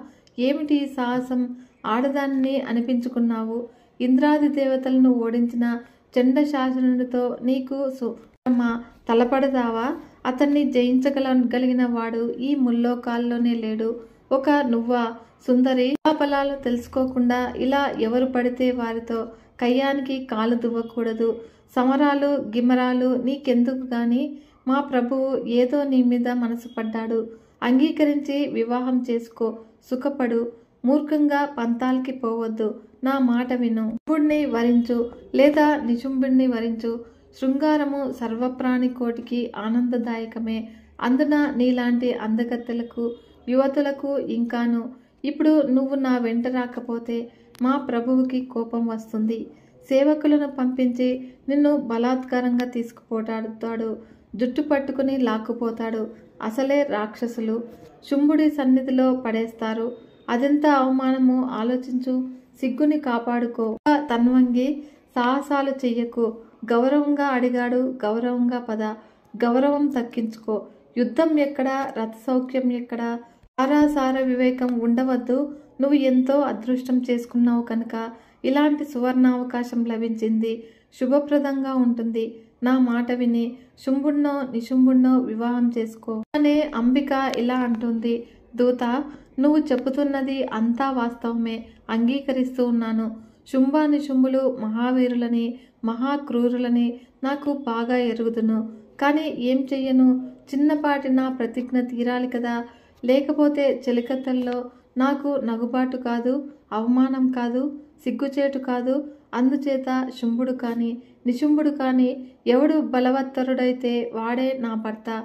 రమ్మను, నన్ను జయించమను, ప్రాణిగ్రహణము చెయ్యమను. నేనేదో ఆదేశము ఈ దేశము పర్యటిస్తూ యథాలాపంగా వచ్చాను. ఒంటరిదాన్ని, పైగా అబలను. వీరధర్మము ఒకసారి గుర్తు చేసుకుని నాకు యుద్ధం అనుగ్రహించమని మీ ప్రభువుకు విన్నవించు. నా చేతిలో శూలం ఉంది. అది చూసి భయపడేటట్లయితే పాతాళంలోనే ఉండిపోమ్మను. మరింకా బయటికి రావద్దును. స్వర్గాన్ని భూలోకాన్ని వదులుకోమను. సుగ్రీవ, నేను ఏమైపోతానో అనే బెంగ నీకెందుకు గాని? నువ్వు వెంటనే వెళ్ళి నేను చెప్పింది చెప్పినట్లుగా చెప్పు మీ ప్రభువుకి. అతడే ఆలోచించుకుంటాడు. ఏది యుక్తం అనిపిస్తే అదే చేస్తాడు. ఉన్నది ఉన్నట్టు చెప్పడమే కదా దూతగా నీ ధర్మము. అది చెయ్యి చాలు. మిగతా విషయాలు నీకు అనవసరము. వెళ్ళు, త్వరగా వెళ్ళు అనగానే సుగ్రీవుడు మరింక నోరు మెదపలేదు. హుటాహుటిని శుంభుడిని చేరుకున్నాడు. సాష్టాంగ పడి లేచాడు. ఇలా చెబితే ఏమి కోపం వస్తుందోనని సంశయిస్తూ ఉపోద్ఘాతంతో ప్రారంభించాడు. మా ప్రభు, సత్యము ప్రియకరము అయిన మాట చెప్పాలని పెద్దలంటారు. అందుకని ఆలోచిస్తున్నాను. నిజానికి ఆ రెండు లక్షణాలు కలిసున్న మాట దుర్లభం సుమా. అప్రియం చెబితే అది సత్యమే అయినా ప్రభువులకి కోపం వస్తుంది. పోనీ ప్రియమే చెబుతాము అంటే అది అసత్యమై ఆ తరువాత మీదకి తెస్తుంది. ఈ అబల ఎవరో ఎక్కడి నుంచి వచ్చిందో మరి. ఆవిడ గారి బలం ఏమిటో నాకు ఏమాత్రము గోచరం కావటం లేదు. అంతా గందరగోళంగా ఉంది. వెళ్ళి చూశానా? యుద్ధమో యుద్ధమో అంటుంది. మహాగర్వంగా ఉంది. చాలా కటువుగా మాట్లాడుతుంది. అయినా కూడా నాకెందుకు బాబు? ఆవిడ చెప్పమన్నది చెప్పమన్నట్లుగా చెబుతూ ఉన్నాను. మహాప్రభు ఆలకించు. బాల్యంలో చెలికత్తెల ముందు వినోదం కోసము నా వివాహ విషయమై ఒక ప్రతిజ్ఞ చేశాను. ఎవడు నన్ను యుద్ధంలో జయించి నా గర్వాన్ని వదిలిస్తాడో ఆ సమరబలుడే నేను వివాహం చేసుకుంటాను అని. కాబట్టి నా ప్రతిజ్ఞ వృధా కాకుండా యుద్ధం చేసి నన్ను జయించి వివాహం చేసుకో అని నీకు విన్నవించమంది ప్రభు. ఆ సుందరాంగి చెప్పమన్నది చెప్పేశాను. ఆ తర్వాత నీ ఇష్టము. ఆవిడ మాత్రము కయ్యానికి కాలు దూవుతుంది. త్రిశూలం ధరించి సింహవాహనం మీద సిద్ధంగా ఉంది. బాగా ఆలోచించి ఏది యోగ్యమో అది చెయ్యండి. ఈ విధంగా సుగ్రీవుడు జంకుతూనే విషయమంతా కూడా విన్నవించాడు. అప్పుడు శంభుడు శ్రద్ధగా విన్నాడు. పక్కనే కూర్చున్నటువంటి నిశుంభుడు కేసి చూశాడు. సోదరా, కర్తవ్యమేమిటో ఆలోచించు. ఒక ఆడది కయ్యానికి రమ్మని కవ్విస్తుంది. నేను వెళ్ళాలా, నువ్వు వెళతావా? అనగా అగ్రజ, నువ్వు వద్దు, నేను వద్దు. ఈ మాత్రం ఆడదానితో యుద్ధానికి మనం కావాలా? ధూమ్రలోచనుని పంపించు, జయించి తీసుకువస్తాడు, వివాహం జరిపిస్తాడు అని అన్నాడు నిశుంభుడు. శుంభుడికి ఈ ఆలోచన నచ్చింది. మహాసైన్యంతో వెళ్ళమని ధూమ్రలోచనుని ఆజ్ఞాపించాడు. ఆ సుందరాంగిని సంహరించకుండా పట్టితెమ్మని మరీ చెప్పాడు. ఆవిడకు సహాయంగా ఏ దేవతలు వచ్చినా ఏ మానవులు వచ్చినా సంహరించు. కూడా ఉన్న కాళికను కూడా మర్దించు. ఆవిడను మాత్రం సంహరించకు, బంధించి తీసుకురా. ఆ సాధ్వి, సుకుమారి, కృషోదరి ప్రయత్నపూర్వకంగా రక్షణీయ, ఇది మాత్రము గుర్తుంచుకో అని చెప్పి పంపించాడు. ధూమ్రలోచనుడు ప్రభువుకు ప్రదక్షిణం చేసి పాదాలకు నమస్కరించాడు. 60,000 మంది అసాధ్య రాక్షస సైన్యంతో బయలుదేరాడు. అందమైన ఉద్యానవనంలో విడిది చేసి సంగీతం పాడుకుంటూ ఉన్నటువంటి అంబికాదేవిని దర్శించాడు. ఆ వృషాభాక్షిని చూస్తూనే వినయంగా నమస్కరించాడు. దేవి, శుంభుడిని విరహంతో పరితపిస్తూ ఉన్నాడు. నీతి తెలిసినవాడు కనుక ముందుగా దూతను పంపించాడు. రసభంగం పనికిరాదని సమోపాయం ప్రయోగించాడు. ఆ దూత నీ నుంచి తిరిగి వచ్చి ఏదేదో చెప్పాడు. మా ప్రభువు ఆశించిన దానికి భిన్నంగా ఉంది నీ సందేశము. అది విన్నాక మరీ చింతాకులుడయ్యాడు. నువ్వు రసమార్గం తెలిసిన దానివే కనుక చెప్తూ ఉన్నాను. శుంభుడు కామమోహితుడై నిన్నే కలవరిస్తూ ఉన్నాడు. బహుశా నువ్వు గర్భంగా చెప్పిన దాన్ని ఆ దూతగాడు సరిగ్గా అర్థం చేసుకోలేదేమో అని అనుకుంటూ ఉన్నాను. ఎవడు నన్ను సంగ్రామంలో జయిస్తాడో ఆ సమబలుడినే అంటూ నువ్వు కఠినంగా పలికావట గదా. 2 రకాల సంగ్రామాలుంటాయని వాడికి తెలియదు పాపము. అమాయకుడు. శర సంగ్రామము ఒకటి, స్మర సంగ్రామము ఒకటి. ఈ రెండోది నీ వంటి అమోరులతోనూ, ఆ మొదటిది శత్రువీరులతోనూ సముదాత్త సుందరంగా ఉంటాయి. ఒకటి సుఖప్రదము, ఒకటి దుఃఖప్రదమును. ఆ సుందరాంగి, నీలాంటి అందగత్తెల మనస్సును తెలుసుకోవడం అందరికీ సాధ్యమవుతుందా? మా ప్రభువు వంటి రసికులకే చెల్లు. అందుకే మహాసైన్యంతో నన్ను పంపించాడు. సగౌరవంగా తీసుకురమ్మన్నాడు. స్మర సంగ్రామ వాంఛ తీరుస్తాడు. త్రిలోకాధిపతి అయిన శంభుడికి పట్టమహేషివై మహాభోగాలను అనుభవించు. నువ్వు కోరుకున్న సంగ్రామంలో అతడు నిన్ను జయిస్తాడు. బాణ విద్యలోనే కాదు, పుష్పబాణ విద్యలోనూ మంచి నేర్పరి. నువ్వు చిత్ర విచిత్రంగా హావాలను ప్రదర్శిస్తే అతడు సమస్థాయిలో భావాలను ప్రకటిస్తాడు. ఆ సంగ్రామంలో ఈ కాళిక మీకు నర్మసాక్షిని అవుతుంది. మందిరంలో సుఖశయ్య మీద నీతో సంగ్రామం చేసి నిన్ను ఓడిస్తాడు. మానినిమని మృదువుగా చెప్పాను, హితవుగా చెప్పాను. మా దానవ అధ్యక్షుడి అభ్యర్థనను మన్నించు. అస్త్రశస్త్రాలతో యుద్ధం కోరుకునేవారు వట్టి మందభాగ్య శిఖామణులు. దానికి నువ్వు తగవు. అది నీకు వద్దు. నువ్వు సురక్షిత వల్లభవు. నీ మృదువైన తాండవంతో పులకింపచేసి మా ప్రభువుకు అశోకత కలిగించు. మద్యం పుక్కిట పట్టి చిలకించి పరచు అని లోతుడిని ప్రసంగానికి అంబికాదేవి సమాధానం చెప్పలేదు. మౌనంగా ఉండిపోయింది. కాళికాదేవి కల్పించుకుంది. ఘాటుగా బదులు పలికింది. దూత, విదూషకుడిలాగా నటుడిలాగా మాట్లాడుతూ ఉన్నావు. మధురంగా మాట్లాడుతూ వృధా మనోరథాలు వేస్తూ ఉన్నావు. సేవా సహితుడవై వచ్చావు. ఆ దుర్మార్గుడు పంపితే వచ్చావు. యుద్ధం చెయ్యి, వ్యర్థలాపాలు చాలించు. ఘాతాలతో శుంభానిశుంభులను సంహరించి ఇంకా నీలాంటి నీచులనందరినీ కూడా మట్టుబెట్టి అంబికాదేవి తన నిలయానికి తిరిగి వెళుతుంది. ఈ జగన్మోహినితో మీ మందమతికి వివాహమా? సింహిక ఎంత కామార్త అయితే మాత్రము నక్కను వరిస్తూ ఉందా? ఆడ ఏనుగు గాడిదను కోరుతుందా? తుడా, వెళ్ళు. శుంభానుశుంభులకు నా మాటగా చెప్పు.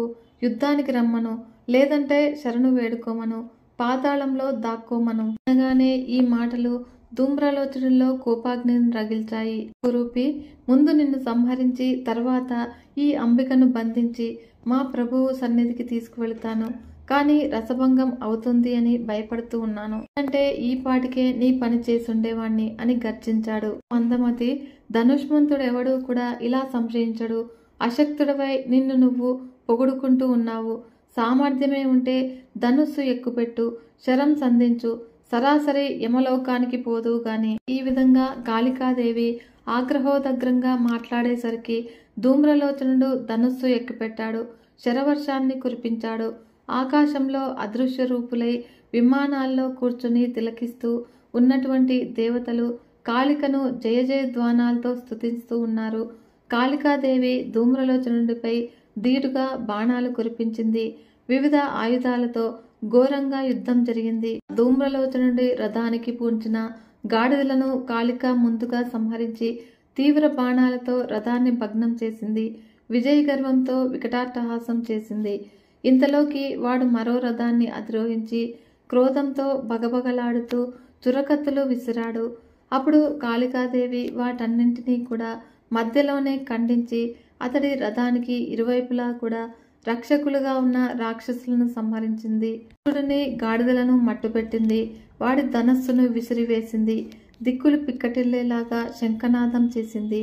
అప్పుడు ధూమ్రలోచనుడు సర్వలోహమయమైనటువంటి పరిగను స్వీకరించి కాళయముడిలాగా కాళికాదేవిపైకి లంఘించాడు.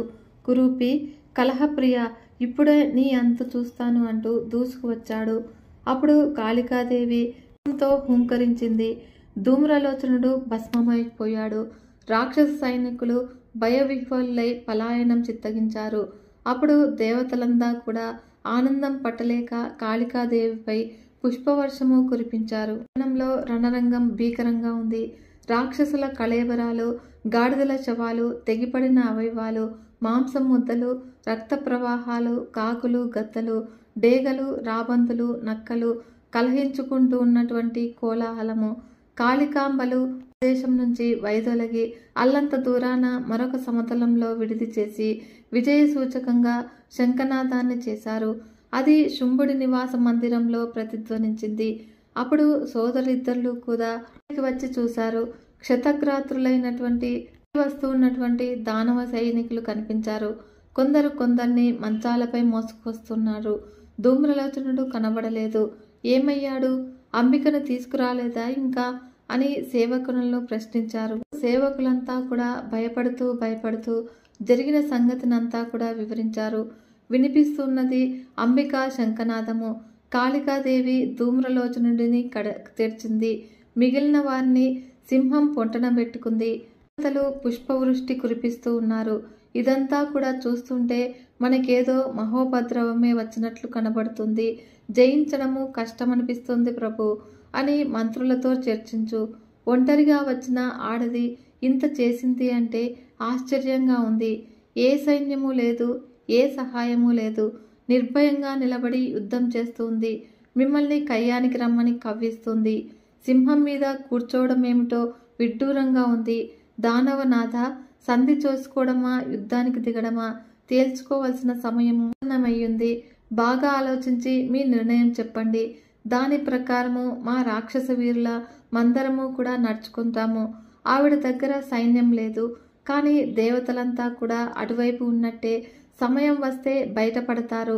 హరిహరాలు కూడా ఈ రంగంలోనికి దిగుతారు. పాలకులు సేవా సమేతులై ఆకాశంలో అదృశ్య రూపాలతో సర్వసన్నద్ధంగా ఉన్నారని తెలిసింది. గంధర్వ, కిన్నెర, మానవ జాతులంతా కూడా అవసరాన్ని బట్టి నడుం బిగిస్తారు. మా బుద్ధికే ఇవన్నీ తెలుస్తూ ఉన్నాయి. కాళికాదేవిని చూస్తూ ఉంటే ఆవిడకి అసలు ఎవరి సహాయము అవసరం లేదు అనిపిస్తుంది. కేవలము హూంకారంతో ధూమ్రలోచనుని భస్మం చేసింది. ఈ చరాచర జగత్తునంతటినీ కూడా చిటికలో భస్మం చెయ్యగలదు. మన దానవ సమూహము ఏపాటి? మహాప్రభు, నీకు కోపం వస్తే రావచ్చు, కానీ ఈ అనుయాయులుగా ఇది మా కర్తవ్యము. హితాన్ని, సత్యాన్ని మితంగానివై చెప్పడము మా ధర్మము కనుక సాహసించి మనవి చేశాము. మీకు ఏది రుచిస్తే అది చెయ్యండి ఆజ్ఞాపించండి. సేవకుల మాటలు శాంతంగానే ఆలకించాడు శుంభుడు. సోదరుడిని తీసుకుని రహస్య మందిరంలోనికి ప్రవేశించాడు. తమ్ముడు ధూమ్రలోచనుడు మహావీరుడు క్షణంలో బూడిదైపోయాడు. సైనికులు బుగ్గి అయిపోయారు. మదగర్వంతో ఆ మహాతల్లి శంఖనాదం చేస్తుంది. కాలగతి ఏ నిమిషానికి ఎలా మారుతుందో జ్ఞానులకైనా తెలియదు. గడ్డిపోచ ఒక వజ్రాయుధం కావచ్చు, ఒక వజ్రాయుధము గడ్డిపరకైనా కావచ్చు. దైవం అనుకూలించకపోతే బలవంతుడే బలహీనుడవుతాడు. గతి దైవగతి అటువంటిది కనుక సోదర, అందుకే నిన్ను సలహా అడుగుతున్నాను. ఏం చేద్దాము? అంబికాదేవి మనకు ఉంది అన్న మాట కల్లా అది వదిలేయి. యుద్ధానికి దిగడమా పారిపోవడమా ఇది ప్రశ్న. త్వరగా తేల్చి చెప్పు. నువ్వు వయస్సులో నాకంటే చిన్నవాడివైనా సంకట పరిస్థితుల్లో నీ బుద్ధి చురుకుగా పనిచేస్తుంది కనుక సలహా చెప్పడంలో పెద్దవాడివే. నువ్వు ఎలా అంటే అలా చేద్దాము అనే అగ్రజ. పలాయనం మనకు యుక్తం కాదు. దుర్గాలలో తలదాచుకోవడము సమంజసం కాదు. యుద్ధమే శ్రేయస్కరము. అదే కర్తవ్యము. సేవా సమేతుడైనై వెళతాను. నేనే వెళతాను. ఆ అబలను సంహరించి వస్తాను. దైవం ప్రతికూలించి జరగదానిదే జరిగితే అప్పుడు నువ్వు మరోసారి బాగా ఆలోచించు. ఏదో ఒక నిర్ణయం తీసుకుందువు గాని. అనగానే అయితే తమ్ముడు నువ్వుండు. చండాముండులు ఉన్నారు కదా, వాళ్లను పంపిద్దాము. కుందేళ్లను పట్టుకోవడానికి ఏనుగును పంపకూడదు కదా. చండాముండులు మహావీరులు. కాళికాంబలను వీళ్ళు సరిపోతారు. సంభాషణను ముగించి శుంభానిశుంభులు రహస్య మందిరం నుంచి యువతలికి వచ్చారు. వస్తూనే చండాముండులను యుద్ధానికి వెళ్ళమని ఆజ్ఞాపించారు. సర్వసేన సమేతులై సర్వాయుధ సన్నద్ధులై తరలి వెళ్ళండి. మదగర్వితులైన ఆ సిగ్గులేని ఆడవాళ్లనిద్దరినీ సంహరించి రండి. ఎవరిని ప్రాణాలతో పట్టి బంధించి తీసుకురావాల్సిన అవసరం లేదు. అలాంటి ప్రయత్నం ఏమీ చెయ్యకండి. నిర్దాక్షిణ్యంగా మట్టుబెట్టిరండి. ఈ విధంగా శుంభుడి ఆజ్ఞను శిరసావహించి చండాముండులు బయలుదేరారు. భూమి కంపించేటట్లుగా మహాదానవ సైన్యం వారి వెంట నడిచింది. సింహవాహనారూఢను దర్శించారు. పార్శ్వంలోనే కాళికాదేవి కనిపించింది. అమాయకుల్లాగా ముఖాలు పెట్టి సాత్వికంగా పలకరించారు. మహిళామణులారా, శుంభానిశుంభులను గురించి మీకు అట్టే తెలియదనుకుంటాను. దేవేంద్రుణ్ణి మట్టి కరిపించిన మహావీరులు. మీరేమో ఏకాకులు. సింహం ఉంది కదా అని విర్రవిగుతున్నారేమో.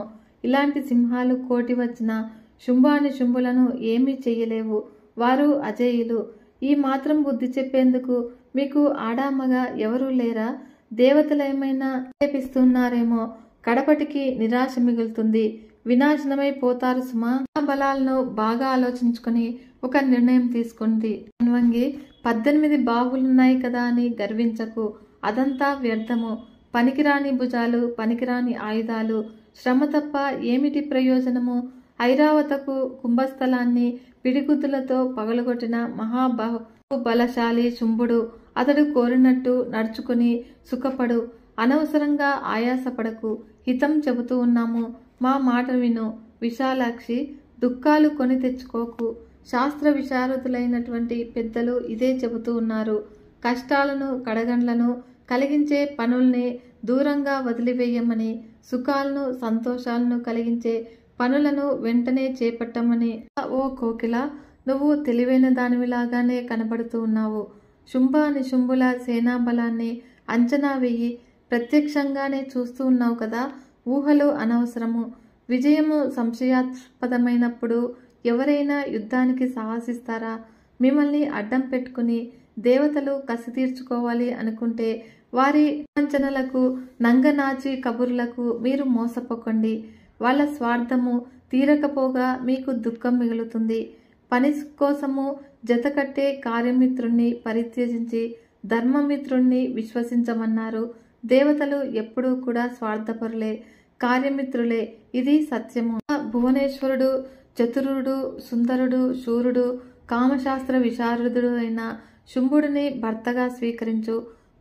భువనేశ్వరివి గాని అంతులేని భోగభాగ్యాలు అనుభవిద్దువు గాని. అంబిక, బయలుదేరు. శుంభుడి దగ్గరికి వెళదాం పదా. అనగానే జగదంబిక ప్రళయకాల మేఘంలాగా ఒక్కసారి గర్జించింది.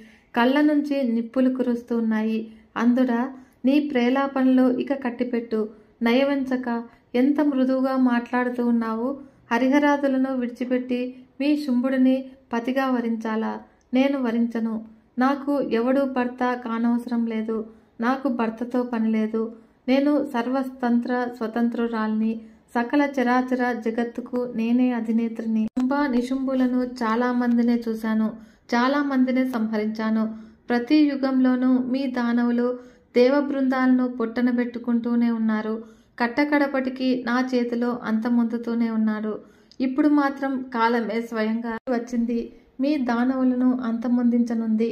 ఏదో రక్షించుకుందామని వృధా ప్రయత్నం చేస్తూ ఉన్నట్టు ఉన్నావు. కానీ అవి ఏవీ సాగవు. నిజంగా వీరుడైతే అయితే కబుర్లు కట్టిపెట్టి యుద్ధం చెయ్యి. నువ్వు మరణించడం తథ్యము. శుంభ నిశుంభుల గొడవ నీకు దేనికి? నీ యుద్ధమేదో నువ్వు చెయ్యి. వీర స్వర్గాన్ని ఆలకించు. నాయకులు, మీ బంధువులు అందరూ వరుసగా మీ వెంట వస్తారు. మరేమీ భయం లేదు. ఒక్క క్షణం వెనుక ముందు అంతే. నువ్వేళ అందరినీ సంహరించడం తథ్యము. చేత పెద్దగా బెంగ పెట్టుకోకు. ముందు నిన్ను, తర్వాత నీ సోదరుణ్ణి, అటుపైని శుంభానిశుంభులను, చివరిలో రక్తబీజుణ్ణి నేను సంహరించే క్రమము. మిగతా దానవీరుల మాటకేమి గాని నాయకుల సంగతి చెప్పాను. నిలబడి యుద్ధం చేస్తావో పారిపోతావో త్వరగా తెలుసుకో. వాగుడు పిరికి పందల లక్షణము. అంబిక ఈ విధంగా మాట్లాడేసరికి చెండాముండలు రెచ్చిపోయారు. ఇద్దరూ ఒక్కసారిగా ధనుష్టంకారం చేశారు. అంబిక శంఖం పూరించింది. సింహము ఒక్కసారి జూలు దులిపి గర్జించింది. ఇలా భీకర సంగ్రామం చెలరేగింది. ప్రచండంగా యుద్ధం సాగుతుంది. ఆకాశమంతా కూడా కర్షకులను భయపెట్టే మిడతల దండులాగా బాణాలు ఆవరించాయి. చండుడికి తోడు ముండు కూడా శరవృష్టి కురిపించాడు. రణరంగాన కృత్రిమంగా కారు చీకట్లు కమ్ముకున్నాయి. అంబికాదేవికి క్రోధంతో ముఖం నల్లబడింది. కన్నులు అరటి పువ్వుల్లాగా ఎర్రబడ్డాయి. నొసటన బ్రుకుటి ఏర్పడింది. ఆ లలాట ఫలకం నుంచి మరొక స్త్రీమూర్తి కాళికగా ఆవిర్భవించింది. పులితోలు చీరగా కట్టుకుని గజచర్మము పైటగా ధరించి పుర్రెలు దండగా గుచ్చి మెడలో వేసుకుంది. రూపం క్రూరాతి క్రూరంగా ఉంది. ఎండిపోయిన దిగుడు బావి లాంటి పొట్ట, ఒక చేతిలో ఖడ్గము, మరొక చేతిలో పాశము ఉన్నాయి. భీషణంగా, భీకరంగా, రౌద్రంగా, కాలరాత్రిలాగా ఉంది. విశాలమైన నోరు, పొడవైన నాలుక, తాచుపాములాగా అది మాటిమాటికి కదులుతోంది. విపులమైన కటి ప్రదేశము. ఆవిర్భవించడమే తడువుగా రణరంగంలోనికి సుడిగాల్లాగా ప్రవేశించింది. దానవులను గుంపులు గుంపులుగా పిట్టబట్టి పళ్లతో కొరికి పీల్చి పిప్పి చేస్తుంది. మదగజాలను జయకంటికలతో సహా చేతబట్టి నమిలేస్తుంది. గుర్రాలను, లొట్టిపిట్టలను కూడా తేలికగా భక్షిస్తుంది. రధిక సారథులను సహా పళ్ల మధ్యన పటాలాడిస్తుంది. రెప్పపాటు కాలంలో దానవ మహాసైన్యము సగానికి పైగా తుడిచిపెట్టుకుపోయింది. ఏమి చెయ్యాలో తోచని చంద్రుడు జారిపడిన ఒక రథచక్రాన్ని బలంగా ఎత్తి విసిరాడు. అప్పుడు అంబికాదేవి ఒకే ఒక్క బాణంతో ఆ చక్రాన్ని నుజ్జు చేసేసింది. మరిన్ని బాణాలను గుప్పించింది. తాళలేక చంద్రుడు మూర్చిల్లాడు. నేలకు ఒరిగిపోయాడు. చూసినటువంటి మృండు కోపంతో, వీరావేశంతో శరాసారం కురిపించారు. అప్పుడు అంబిక ప్రయోగించిన బాణాలతో అవి గింజల్లాగా రాలిపోయాయి. అర్ధచంద్రాకార బాణంతో ముండుని గుండెల మీద కొట్టింది. అప్పుడు తట్టుకోలేక నేలకు ఒరిగిపోయాడు. రాక్షస పక్షంలో హాహాకారాలు చెలరేగాయి. ఆ ధ్వనికి చంద్రుడు మూర్ఛ తేరాడు. పొడవాటి కథను అందుకున్నాడు. అందుకోవడమే కాళికపైకి విసిరాడు. అది వచ్చి కుడిభుజానికి గట్టిగా గుద్దుకుని నేలకు పడిపోతూ ఉంటే ఎడమ చేతితో పట్టుకుంది. సన్నటి తీగను వంచినట్లుగా ఆ మహాగదను వంచి దూరానికి విసిరేసింది. మంత్రశక్తితో బాణపాశం వేసి చండుని బంధించింది. కాలు చెయ్యి ఆడకుండా చేసింది. ముండు మూర్ఛ తేరాలు. శక్తి ఆయుధాన్ని చేపట్టి కాళిక వైపు రివ్వున దూసుకువచ్చాడు. రానిచ్చి ఒక్కసారిగా బాణపాశంతో బంధించి వేసింది. ఇలా అన్నదమ్ములిద్దరూ కూడా వలలో చిక్కిన కుందేలు పిల్లల్లాగా గిలగిలలాడుతూ ఉన్నారు. కాళికాదేవి పకపకా నవ్వుకుంటూ అంబికను చేరుకుంది. అంబికే, రణయజ్ఞం కోసము 2 పశువులను తెచ్చాను, స్వీకరించు అంది. ప్రియే కాళికే, నీ చతుర్యము అద్భుతము. వాళ్ళని మట్టుపెట్టకు, విడిచిపెట్టకు. దేవకార్యాన్ని త్వరగా నిర్వహించాలి నువ్వు. అంబికే ఈ యుద్ధ యజ్ఞంలో ఖడ్గయూపాన్ని ప్రతిష్ఠించి ఈ జంతువులను బలి ఇస్తాను.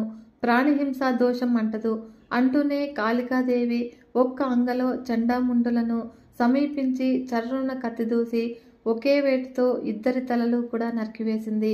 కంఠనాళాల నుంచి ఎగిసిపడుతూ ఉన్నటువంటి వేడివేడి కొవ్వునెత్తులను నోరు తెరిచి ఆనందంగా త్రాగేసింది. తన చేరువకు వచ్చి నిలిచిన కాళికాదేవిని అంబిక అభినందించింది. చండాముండులను సంహరించి దేవకార్యాన్ని నిర్వహించావు కనుక కాళిక నీకొక వరం ఇస్తూ ఉన్నాను. ఈ రోజు నుంచి చండాముండ నామంతో విఖ్యాతిని వహిస్తావు అంది. శేషులైన దానవ సైనికులు పలాయనం చిత్తగించారు. శుంభ నిశుంభులను చేరుకున్నారు. రక్షించు మహాప్రభు, కాళికాదేవి ఈవేళ మొత్తం మనల్ని అందరినీ భక్షించేటట్లుంది. మేమెలాగో తప్పించుకుని పారిపోయి వచ్చాము. చండాముండులు ఇక మనకి లేరు. ఇదేమి యుద్ధమో మేమెప్పుడూ కూడా కని విని ఎరగము. ఏనుగుల్ని, గుర్రాల్ని, ఒంటెల్ని, సైనికుల్ని గుంపులు గుంపులుగా పట్టుకుని కరకరా నమిలేస్తుంది కాళికాదేవి. రథాలు కూడా ఆగడం లేదు. ఆవిడ మీద ఏ ఆయుధము పనిచేయడం లేదు. రణరంగమంతా కూడా రక్తపు మడుగు అయిపోయింది. మాంసమే బురదగా, పేగులే నాచు తీగలుగా, రథచక్రాలే చక్రవాకాలుగా, తెగిపడిన అవయవాలు జలచరాలుగా ఈ మడుగు భయంకరంగా ఉంది. మహారాజా, నీ వంశాన్ని రక్షించుకో. కాళికాదేవిని శరణు వేడు, లేదంటే పారిపో. అంతేగాని యుద్ధానికి దిగకు, నాశనం చేసేస్తుంది. ఇది ఖాయము. కాళిక సింహాల ఆకలి నీతో గాని తీరదేమో. వీరికి తోడు అంబికాదేవి బాణపరంపర ఒకటి. ప్రత్యక్షంగా చూసి వచ్చాం కనుక చెబుతూ ఉన్నాము. ఆడది నన్నేం చేస్తుంది అని హెచ్చరించకు, అనవసరంగా కలహించకు.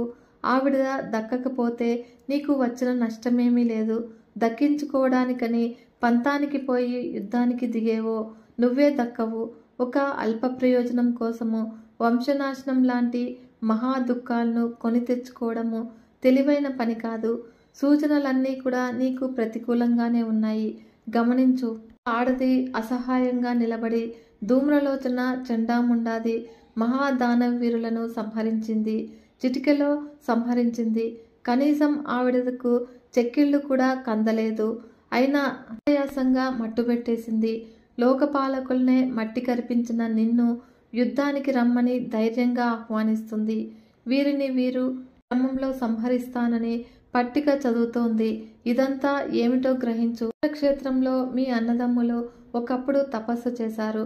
బ్రహ్మదేవుడు మెచ్చి వరం ఇచ్చాడు. దాని ప్రకారము పురుషుడి చేతిలో మీకు మరణం లేదు, నిజమే. కానీ స్త్రీ చేతిలో ఇప్పుడు మిమ్మల్ని చంపడానికే ఈ అంబిక వచ్చింది, సందేహం లేదు. అందుచేత బాగా ఆలోచించండి, యుద్ధం విరమించండి. అంబిక సాధారణ స్త్రీ కాదు.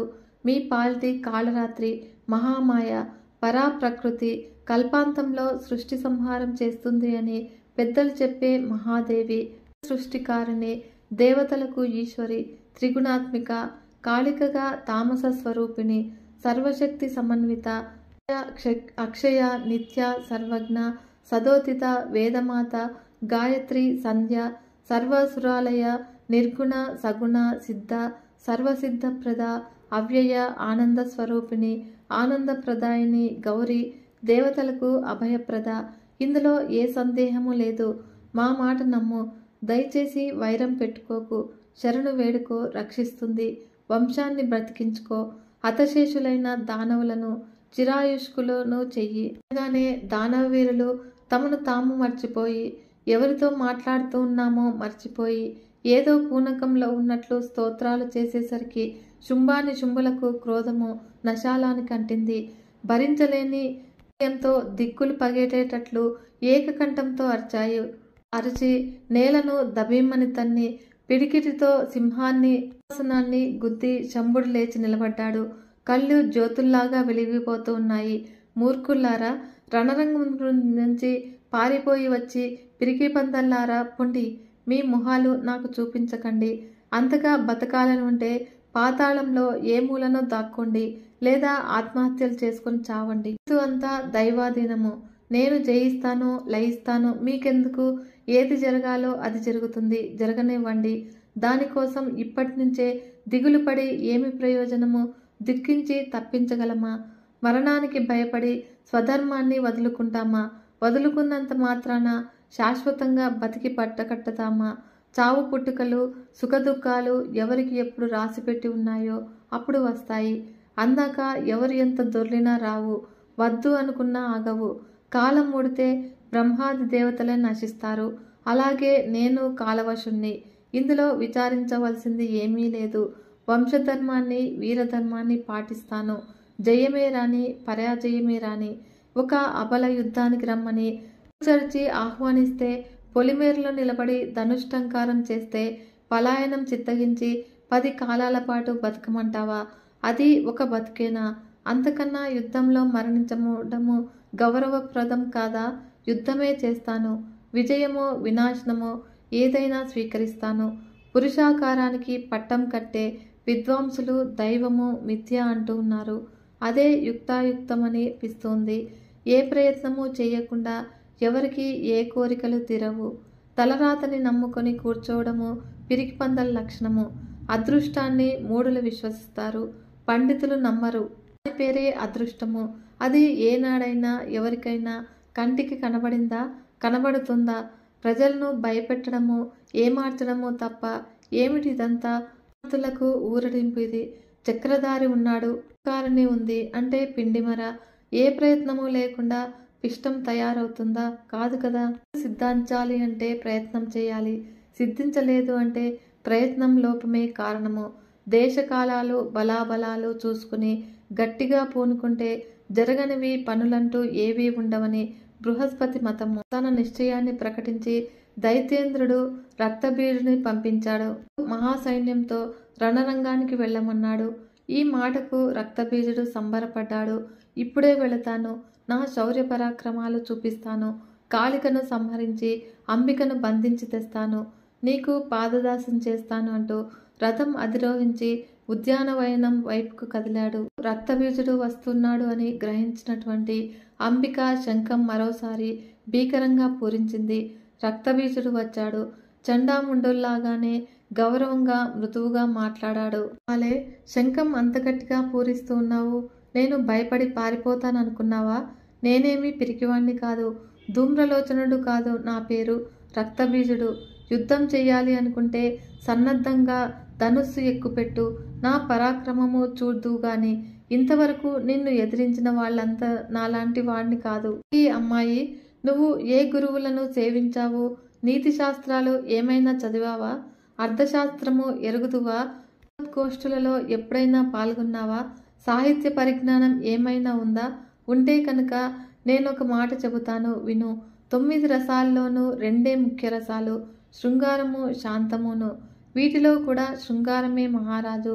లక్ష్మీ శ్రీహరులు, సరస్వతి చతుర్ముఖులు, శచి దేవేంద్రులు, పార్వతీ పరమేశ్వరులు ఈ రసాన్నే ఉపాసిస్తూ ఉన్నారు. తరువు తీగ, మృగము మృగి, జగత్తు అంతా కూడా జంటలమయము. అంతటా సంయోగ శృంగారమే. ఈ వైభోగాలను పొందలేని పిరికి పందలు వైరాగ్యాలను ఆశ్రయించి యతులు సన్యాసులు అవుతూ ఉన్నారు. మూఢులు దైవ వంచితులు సంసార రసాసారము తెలియక వంచితులై ఇతరులను వంచిస్తూ ఉన్నారు అని జ్ఞానమని ఏదేదో చెబుతున్నారు. ప్రజలకు బోధిస్తూ ఉన్నారు. మనసులో కదం తొక్కుతూ ఉంటే ఎక్కడి జ్ఞానం, ఎక్కడి వైరాగ్యం? అంతా వట్టి వంచన, ఆత్మవంచన, పరవంచన. కళ్యాణి, నువ్వు కూడా ఏదో ఇలాంటి వంచనకు లోనైనట్టు కనిపిస్తూ ఉన్నావు. త్వరగా ఆ ఉచ్చు నుంచి బయటపడు. నీకు తగిన అందగాన్ని చూసి వివాహం చేసుకో. త్రిలోక విజేత శంభుడినైనా సరే, అతడి తమ్ముడు మహాబలుడు నిశుంభుడినైనా సరే వరించు. రాజభోగాలు అనుభవించు అనేసరికి కాళికాదేవి వికృతంగా వికటాటహాసం చేసింది. అంబికాదేవి మృదుమధురంగా బదులు పలికింది. బీజ, ఎందుకింత శ్రమపడి ప్రసంగించావు? నేనేమీ వివాహం చేసుకునని భీష్మించలేదే. మొదట వచ్చిన దూతతో చెప్పాను కదా, నాకు బలంలోనూ రూపంలోనూ సాటి వచ్చేవాడు దొరికితే తప్పకుండా వివాహం చేసుకుంటాను. కాకపోతే అది నిరూపణ కావాలి. నిరూపితము అవ్వాలి అంటే నాతో యుద్ధం చేసి నన్ను జయించాలి. అప్పుడు ఆ సదృశ సంపన్నుణ్ణి పరిణయమాడతాను. ఇది చిన్ననాటి నా ప్రతిజ్ఞ. ఈ మాట శుంభానిశుంభులకు చెప్పమని ఆ దూతకు స్పష్టంగా తెలియజేశాను. శుంభుడు గాని నిశుంభుడు గాని వచ్చి బలం నిరూపించుకొని నన్ను చేపట్టమని చెప్పడం పోయి మిమ్మల్ని ఇలా పంపిస్తూ ఉన్నాడు. ఇప్పుడు నువ్వు వచ్చావు. సరే, యుద్ధం చేస్తావో పారిపోతావో తేల్చుకో. ఈ మాటలకు రక్తబీజుడు అసహనంతో కుమిలిపోయాడు. హఠాత్తుగా ధనుస్సు ఎక్కుపెట్టి సింహం మీద శరాసారము కురిపించాడు. అప్పుడు అంబిక అలవోకగా వాటన్నింటినీ కూడా తునకలు చేసింది. పిడుగుల్లాంటి బాణాలతో వాడి గుండెల మీద గాయం చెయ్యని కుముతు దెబ్బలు కొట్టింది. వాడు రథంలోనే పడి స్పృహ కోల్పోయాడు. దానవ సైన్యము లబోదిపోమని గుండెలు బాదుకుంటూ పరుగులు తీసింది. దానవ వీరులు హాహాకారాలు శుంభుడి మందిరంలోనికి వినిపించాయి. అప్పుడు మండిపడ్డాడు. మూలబలంగా నిలిచి మహాసైన్యంలో సగభాగాన్ని వెంటనే రణరంగానికి తరలించారు. కాలకేయ, కాంబోజ మహావీరులందరూ కూడా కోటాను కోట్లుగా సమర రంగానికి పరుగు పరుగున వచ్చారు. అంబికాదేవి లోకభీకరంగా ఘంటానాదం చేసింది. ధనుష్టంకారం చేసింది. విజయశంఖం పూరించింది. ఈ మూడు నాదాల భీషణధ్వనికి కాళికలో ఉత్సాహం ఉరకలు వేసింది. వాహనము ఆవులించి జూలు దులిపి గర్జించింది. దానవ వీరులందరూ కూడా అన్నువైపుల నుంచి ఒకేసారి వజ్రకఠోర పిశికాలను కురిపించారు. కాళికాదేవి వాటి పనిపడుతుంది.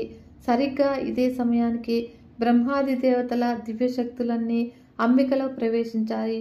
సరస్వతీదేవి సూత్ర కమండలువులు ధరించి హంసవాహనం మీద వచ్చి అంబిక పక్షాన నిలిచింది.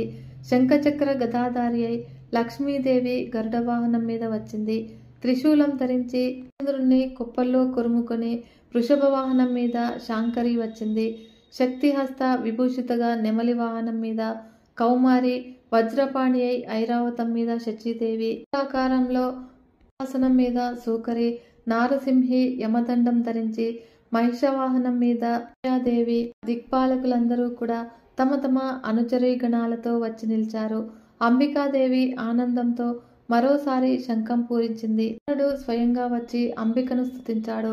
దేవకార్య సిద్ధి కోసము ఇక ఆలస్యం చేయకుండా దానవులను సంహరించమని, శుంభానిశుంభులను హతమార్చి లోకాలను కాపాడమని, ప్రాణకోటికి ఆనందం పంచమని అభ్యర్థించాడు. అంబికాదేవి చిరునవ్వులు చిందిస్తూ నిలబడింది. ఆ క్షణంలో ఆవిడ శరీరం నుంచి అత్యద్భుత శక్తి ఆవిర్భవించింది. భీషణంగా ప్రచండంగా ఉంది. శతనినాదాలతో ఆవిర్భవించింది. ఘోర రూపంతో ఆవిర్భవించింది.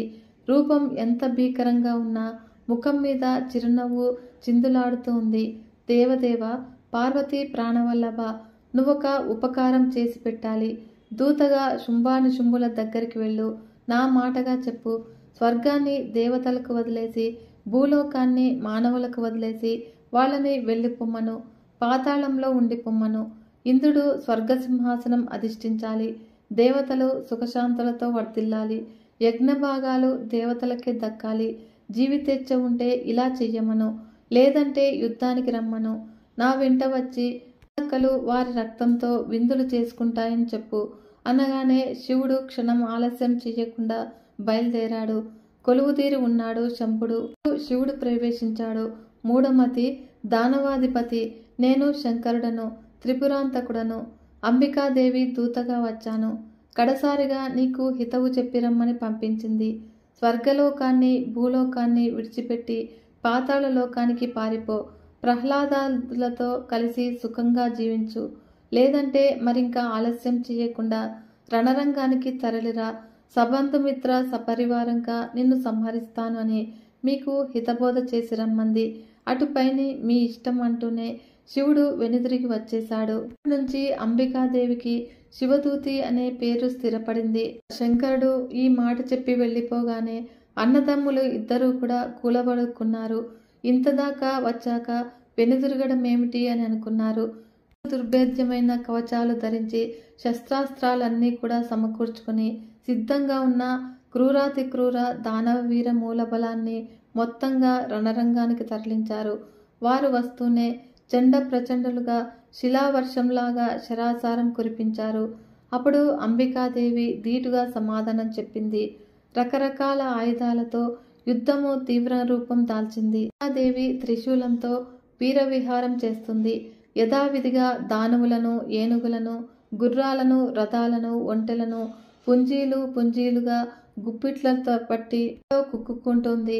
పళ్ళ కింద పడి ఎముకలు విరుగుతూ ఉన్నటువంటి చప్పుడు, కవచాలు నలుగుతూ ఉన్న చప్పుడు, రథాలు ముక్కలవుతూ ఉన్న చప్పుడు దిగంతాలకు వ్యాపిస్తోంది. కానీ సింహవాహనంపై రణరంగం మీద ఎగురుతూ కమండలోదుకాలను మంత్రించి జల్లుతోంది. అవి సోకిన దానవులు నిశ్శబ్దంగా మరణిస్తూ ఉన్నారు.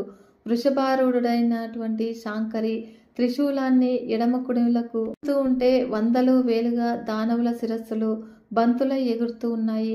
వైష్ణవీదేవి గరుడ వాహనం మీద గిరకలు కొడుతూ 4 చేతుల 4 ఆయుధాలను ప్రయోగిస్తూ రాక్షస సంహారం చేస్తుంది. ఒక ఎత్తున ఒక వరుసలో రివ్వున వెళుతూ ఉన్నటువంటి సుదర్శన చక్రము తలలను మొండేలను కుంటూ కడదాకా వెళ్లి మరో దారిన తిరిగి వస్తూ అదే పని చేస్తుంది. శచీదేవి వజ్రాయుధానికి తిరిగే లేదు. ఐరావత పాదఘాతాలకు అంతే లేదు. వారాహి దంష్ట్రాలకు రాను రాను పదును పెరిగింది. కోరలకు వందలాదిగా దిగబడిన దానవ కళేబరాలను ఏ చెట్టుకో కొండ కొమ్మకో పట్టించి వదిలించుకుంటుంది. మళ్లీ రణరంగానికి దూసుకొస్తుంది. నారసింహి గజ సైన్యంపై విరుచుకుపడుతోంది.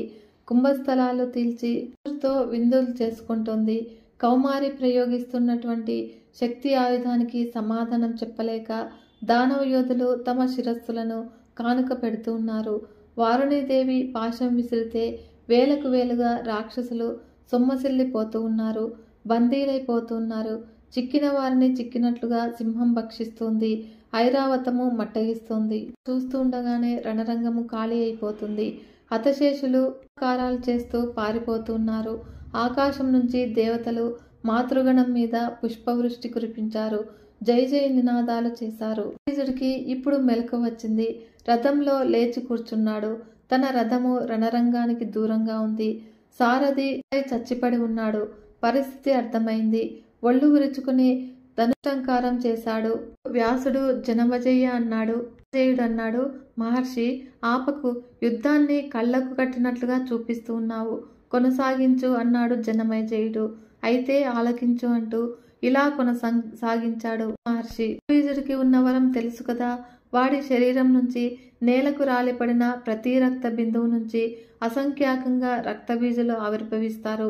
అదే రూపము, అదే బలము, అదే పరాక్రమము. తపస్సుకి సంబరపడి బోళాశంకరుడిచ్చిన అద్భుత వరమిది. దర్పితుడు రక్తబీజుడు క్రోధ రక్తనేత్రుడై రణరంగానికి వచ్చాడు. గరుడ వాహనం మీద వైష్ణవీదేవిని చూశాడు. శక్తి ఆయుధాన్ని విసిరాడు. అప్పుడు వైష్ణవి తన గదాయుధంతో దాన్ని ఏలు చేసింది. సుదర్శన చక్రాన్ని ప్రయోగించింది. అది వెళ్లి వాడి శరీరాన్ని నిలువుకోత కోసింది. చిందిపడిన రక్తబిందువుల నుంచి అసంఖ్యాకంగా రక్తబీజులు ఆవిర్భవించారు. అలా రణరంగము క్రిక్కిరిసిపోయింది. ఎటు చూసినా కూడా రక్తబీజులు. అందరూ కూడా ఒక్కలాగే ఉన్నారు. అప్పుడు వైష్ణవీదేవి ఆశ్చర్యపోయింది. బ్రహ్మాణి, మాహేశ్వరి, నారసింహి, కౌమారి, శచీ ప్రభృతులంతారూ కూడా ఇదేమిటని నివ్వెరపోయారు. తమ తమ దివ్యాయుధాలను యథాశక్తిగా ప్రయోగించారు. అప్పుడు వైష్ణవీదేవి మరిన్ని బాణాలను ప్రయోగించి రక్తబీజుణ్ణి ఇంకా గాయపరిచింది. మరిన్ని రక్తబిందువులు చిందిపడి కోటాను కోట్లుగా రక్తబీజులు ఆవిర్భవించారు. వికటాట్టహాసాలు చేస్తూ విజృంభించారు. బ్రహ్మాణి ప్రభృతులకు ఏమి చెయ్యాలో దిక్కు తోచలేదు. దేవతలు నిశ్చేష్టులయ్యారు. అందరినీ కూడా దుఃఖము, దైన్యము ఆవరించాయి. అప్పుడు కాళికాదేవి ఒక్కతే ఉంది. ఇంతమంది రక్తబీజులతో పోరాడుతుంది. వాడి సంఖ్య క్షణక్షణానికి పెరుగుతుంది. ఇప్పుడు శుంభుడు గాని నిశుంభుడు గాని ఇటువైపు వస్తే పరిస్థితి మరీ విషమిస్తుంది. ఎలాగాని దేవతలంతా కూడా దిగులు పడుతూ ఉన్నారు. జగదంబిక ఒక్క క్షణం ఆలోచించింది. ఉపాయం పట్టింది. వెంటనే కాళికాదేవిని పిలిచింది. హే చండాముండే, నీ నోరును పూర్తిగా విస్తరించు. నాలుకను రణరంగమంతటా చాపు.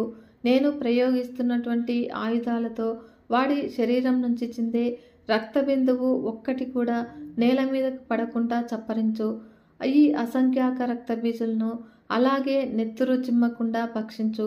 ఇది ఒక్కటే మార్గము, విస్తరించు. ఇంకా ఎంతసేపు చేస్తాము వీరితో ఈ యుద్ధము? త్వరగా ముగించి స్వర్గ సామ్రాజ్యాన్ని ఇంద్రుడికి అప్పగించి హాయిగా వెళ్ళిపోదాము అంటూ ఉండగానే కాళికాదేవి కొండ గుహలాగా నోటిని తెరిచింది. రక్తసర్పంలాగా నాలుకను చాపింది. అంబికాదేవి ఒక్క పెట్టున అన్ని ఆయుధాలను అసంఖ్యాకంగా ప్రయోగించింది. తెగిపడుతూ ఉన్నటువంటి మాంసఖండాలను, నెత్తుటి బొట్లను బీరుపోకుండా కాళికాదేవి భక్షించింది. ఇలా కృత్రిమ రక్త బీజులు అందరూ కూడా ఆవిర్భవించినంత వేగంగాను లక్షల సంఖ్యలో భక్షితులయ్యారు. అసలు వాడు ఒక్కడు మిగిలాడు. అంబికాదేవి అప్పటికి బాగా పదునెక్కి తళతళలాడుతూ ఉన్నటువంటి పొడవాటి కత్తిని విసిరింది. వాడి తల మొండము వేరైపోయాయి. కాళికాదేవి అవలీలగా చప్పరించేసింది. శుంభానిశుంభులకు వర్తమానం అందింది. బ్రహ్మాని ప్రభృతులు రణరంగానికి దిగారని, కాళికాదేవి ఉపాయంగా రక్తబీజుని భక్షించింది అని, ఇక తమ కోసమే ఆవురావురమంటూ ఎదురు చూస్తోంది అని తెలిసింది.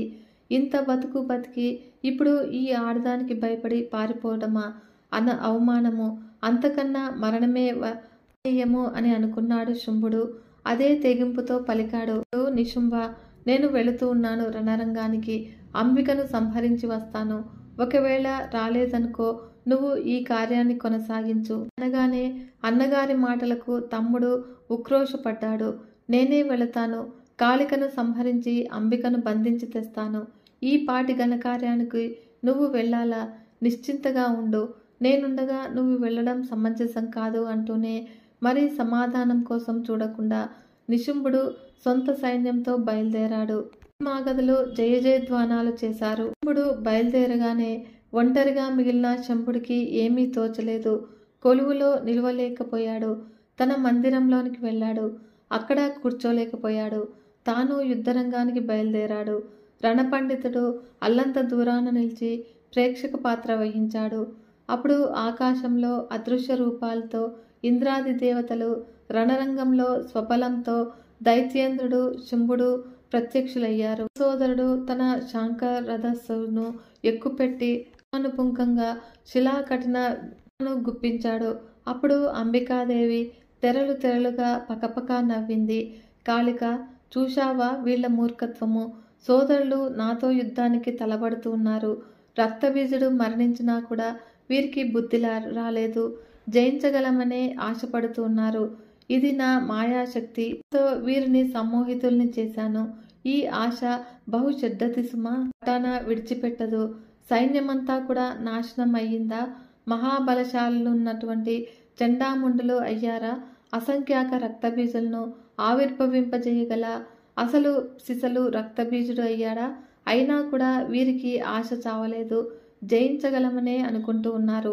వచ్చారు. వీరిద్దరిని కూడా సంహరిస్తే మనం వచ్చిన పని పూర్తవుతుంది.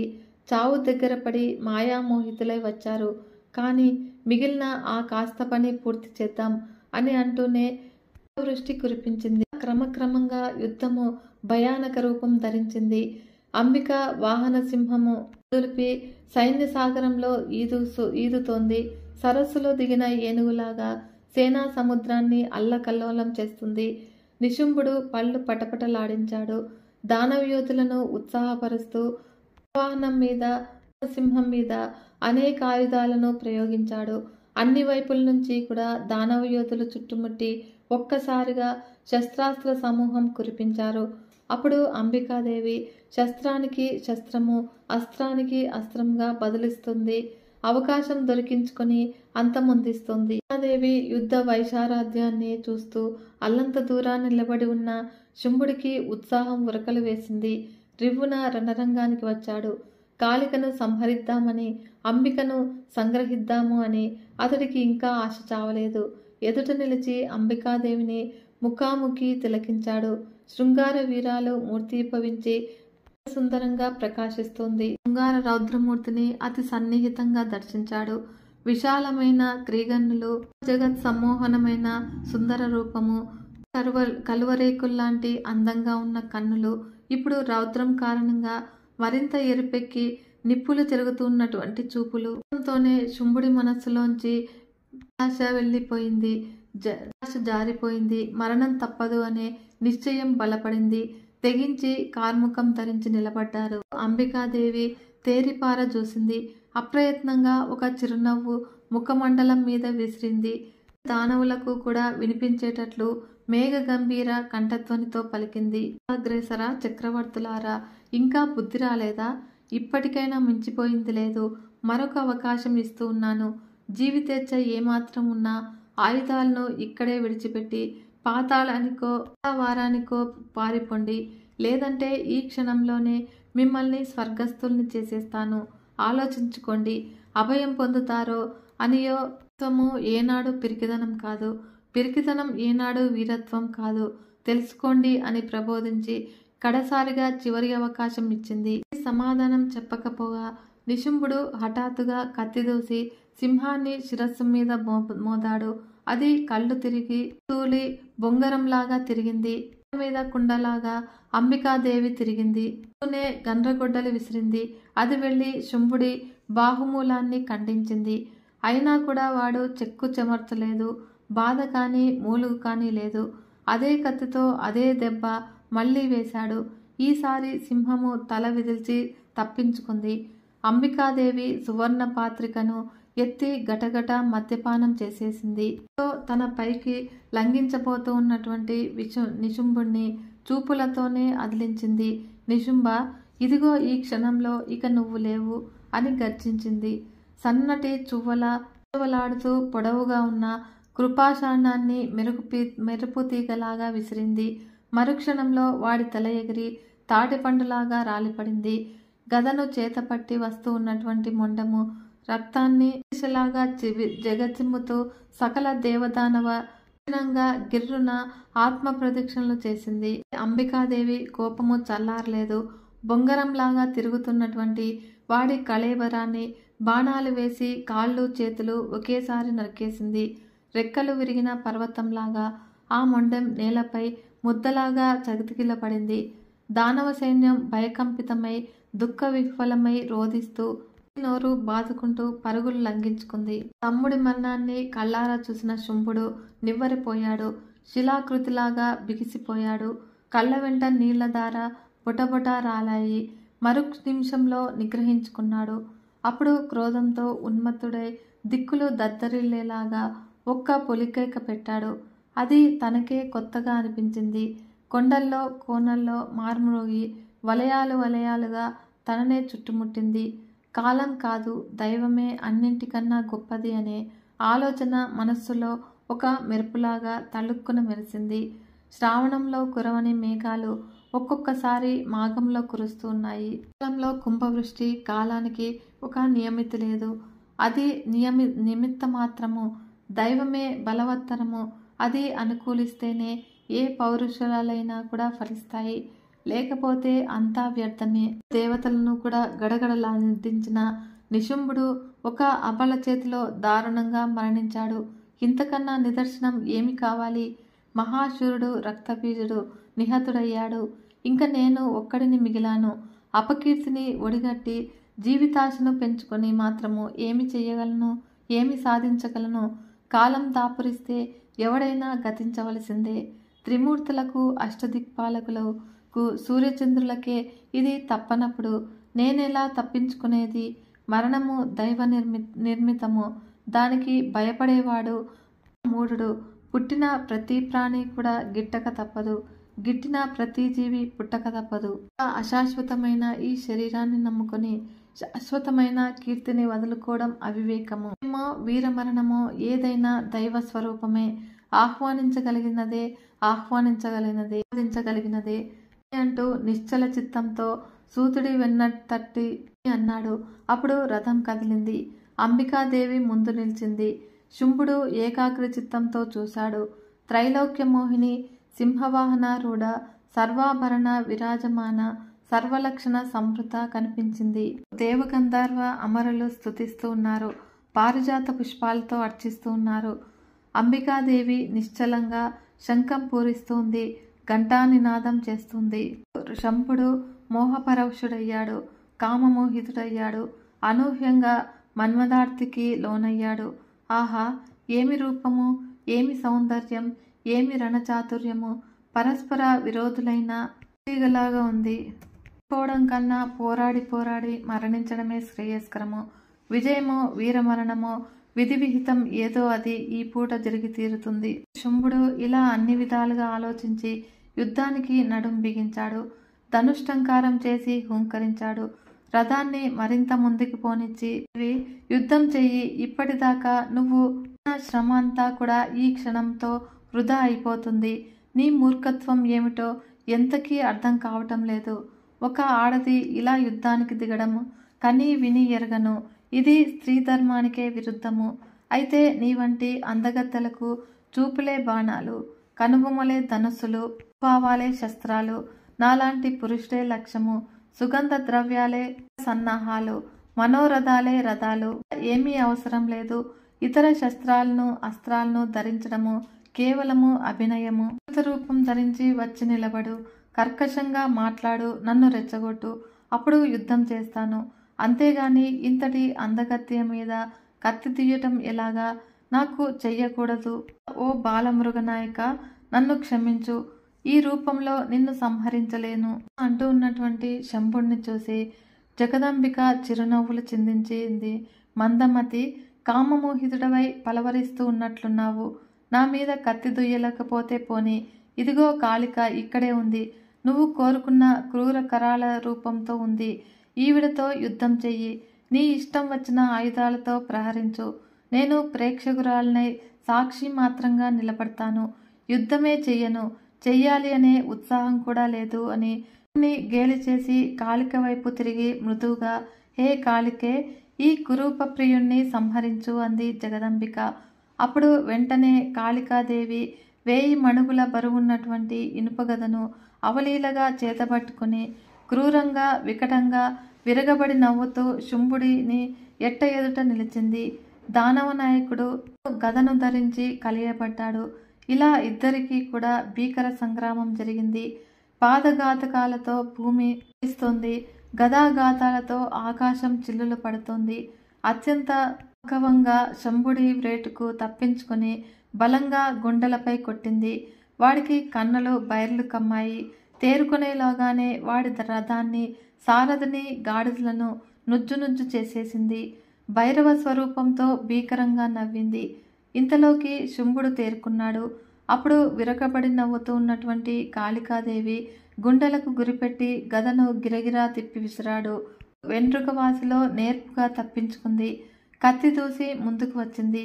గదను విసిరిన ఊపులో ముందుకి తూలిన శంభుడి ఎడమ భుజాన్ని లేత కొమ్మును నరికినంత తేలికగా నరికివేసింది.